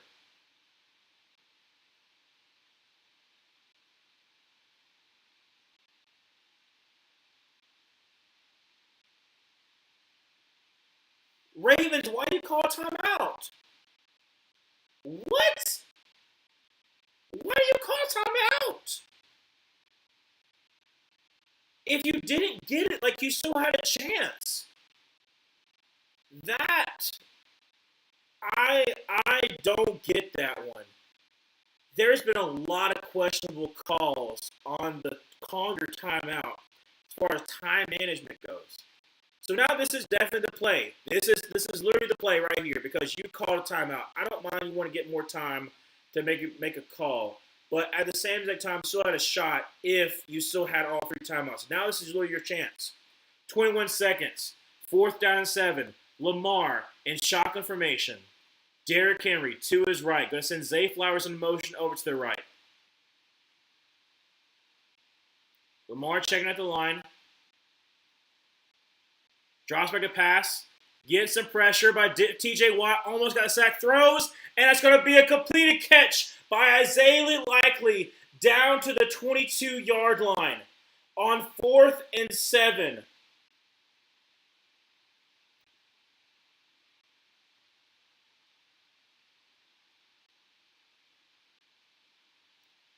If they make the field goal and I just stuck with my original pick, I would have gotten the points.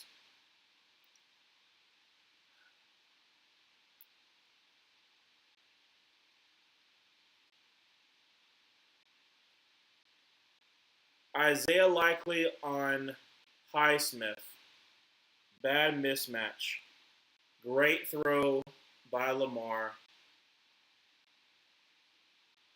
Jalen Ramsey had a chance at it.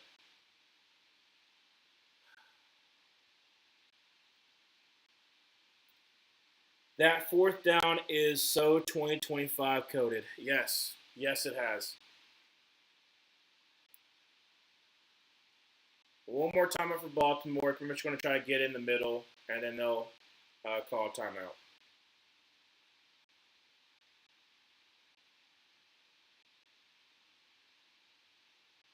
Lamar's basically, like I said, basically just going to kneel it down in the middle.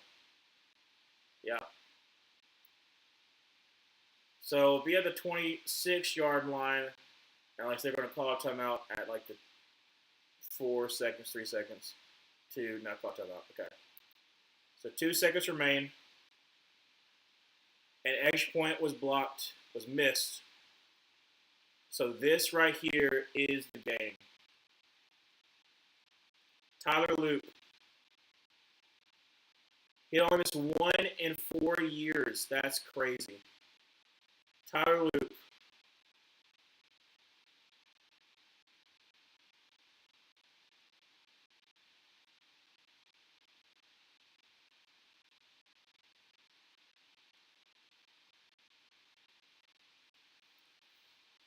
Directly in the middle. This is about a 44-yard field goal.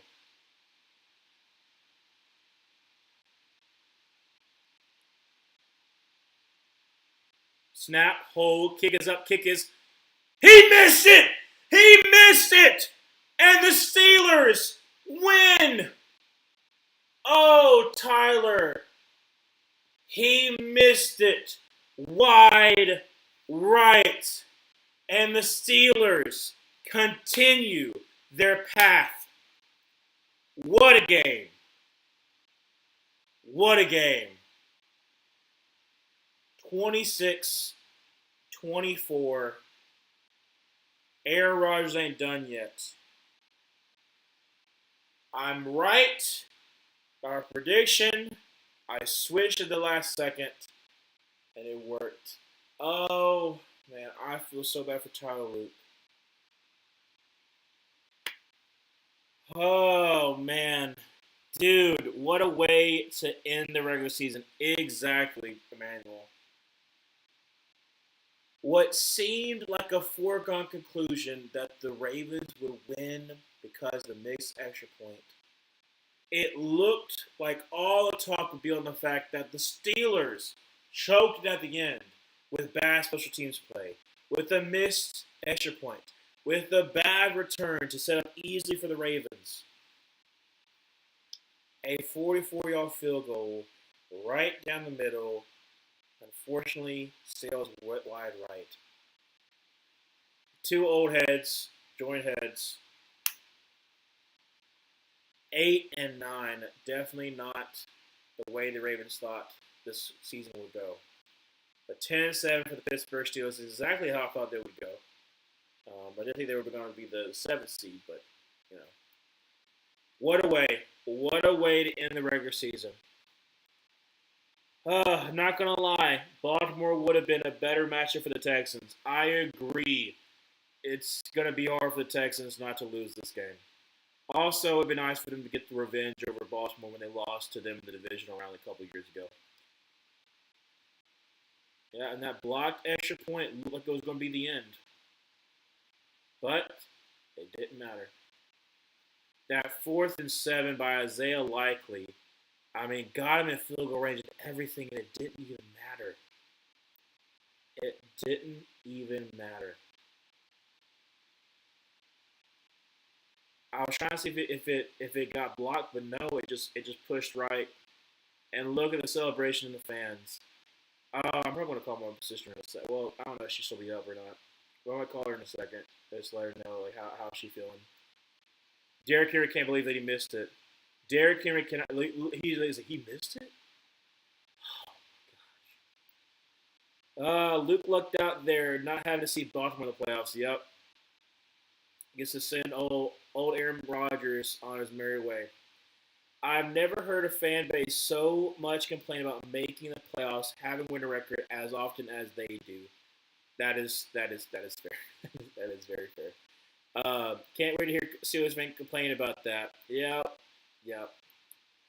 Ravens are just built to have single plays that end their season. The Andrews 2-point conversion and now a 2-point drop, and now this one. I feel so bad for Luke. That will haunt him forever. Yep. And with that, the draft order is set. And for the top 18, yes. But it's not like Billy Cundiff, but it is interesting like that too. So, yeah, I don't know, dude. Playoffs are set. Now, playoffs are set, and that's what's interesting. So, now, like I said, you got number 1 seed. The AFC is going to be the Broncos. They will play the lower seed, whoever it might be. Second seed Patriots play the 7th seed Chargers. Number 3 seed Jaguars play the number 6 seed Bills, which also a tidbit. Jaguars are 2-0 versus Bills in the playoffs. Interesting little tidbit. And then number 4, obviously, we just see the Steelers play the Texans in the playoffs. The offensive line going against that defensive line is going to be exciting to watch for sure. Then the NFC, number 1 seed, you got the Seahawks. Number 2 seed Bears going against the Packers. The number 7 seed, number 3 seed Eagles go against the number 6 seed 49ers. That should be an interesting matchup. And then obviously the number 4 Panthers host number 5 seed Rams. So playoffs are set. Great matchups. I'll be streaming every single playoff game. I get that mediocrity is the worst place to be in sports, but it's just so tone deaf when they complain to fans about actual losing teams. I think it's depending on what they complain about.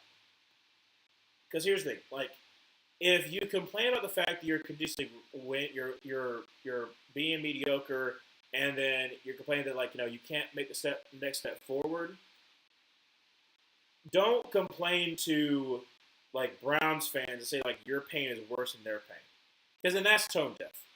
If you're saying that your pain's worse than their pain, that's tone deaf. If you're saying we're being mediocre, no, you have something to actually strive for. If you're a Browns fan, you have nothing to strive for. You haven't had anything to strive for since 2020. Okay. If you are a Panthers fan, you haven't seen playoff success, technically a playoff win since 2015. It's been a while. if you're a Steelers fan, you complain to a Dolphins fan, you have nothing to talk about because Dolphins ain't won nothing. They ain't won diddly squat since 2000.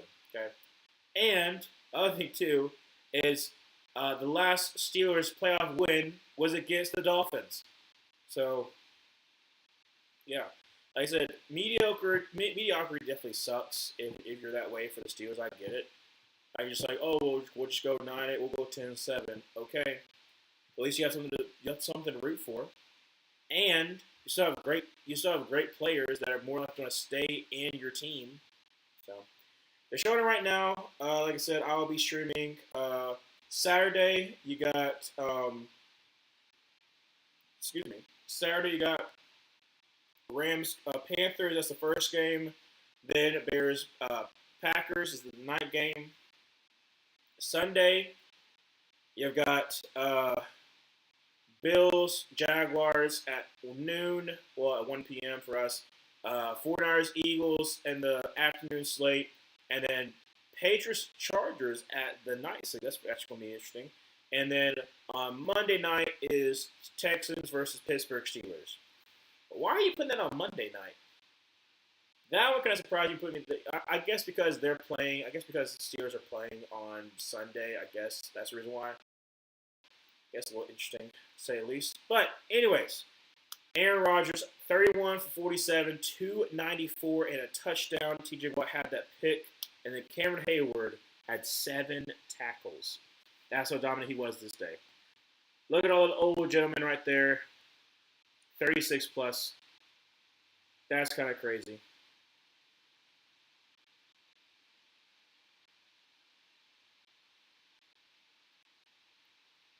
But it is the way it is. Playoffs are set. I'm probably going to try to call my sister and see how she's feeling. To know that she's probably stressed out, but they won, so she's probably happy. But yeah, I hope I'm not working Saturday, but I'm pretty sure I might be. Well, then you can just tune into the stream, and I'll be trying to commentate. Good night, y'all. Great stream, Ryan. But best of luck to all y'all's team in the playoffs. Made us proud. Have an entertaining wins. Exactly. But yeah, I gotta go to bed. Also, that's what we're gonna try to end the stream too because I gotta get ready. Gotta get back to the swing of things of waking up early in the morning. Gotta wake up early in the morning for professional development tomorrow. So like a regular school day. So yep. So thanks so much for watching. Like I said, I will see y'all. Probably won't have the video posted until probably Monday. So I just didn't have time because of streaming the Falcons Saints game. So I'll have the update about Auburn a little bit later. Ravens, no, they're not.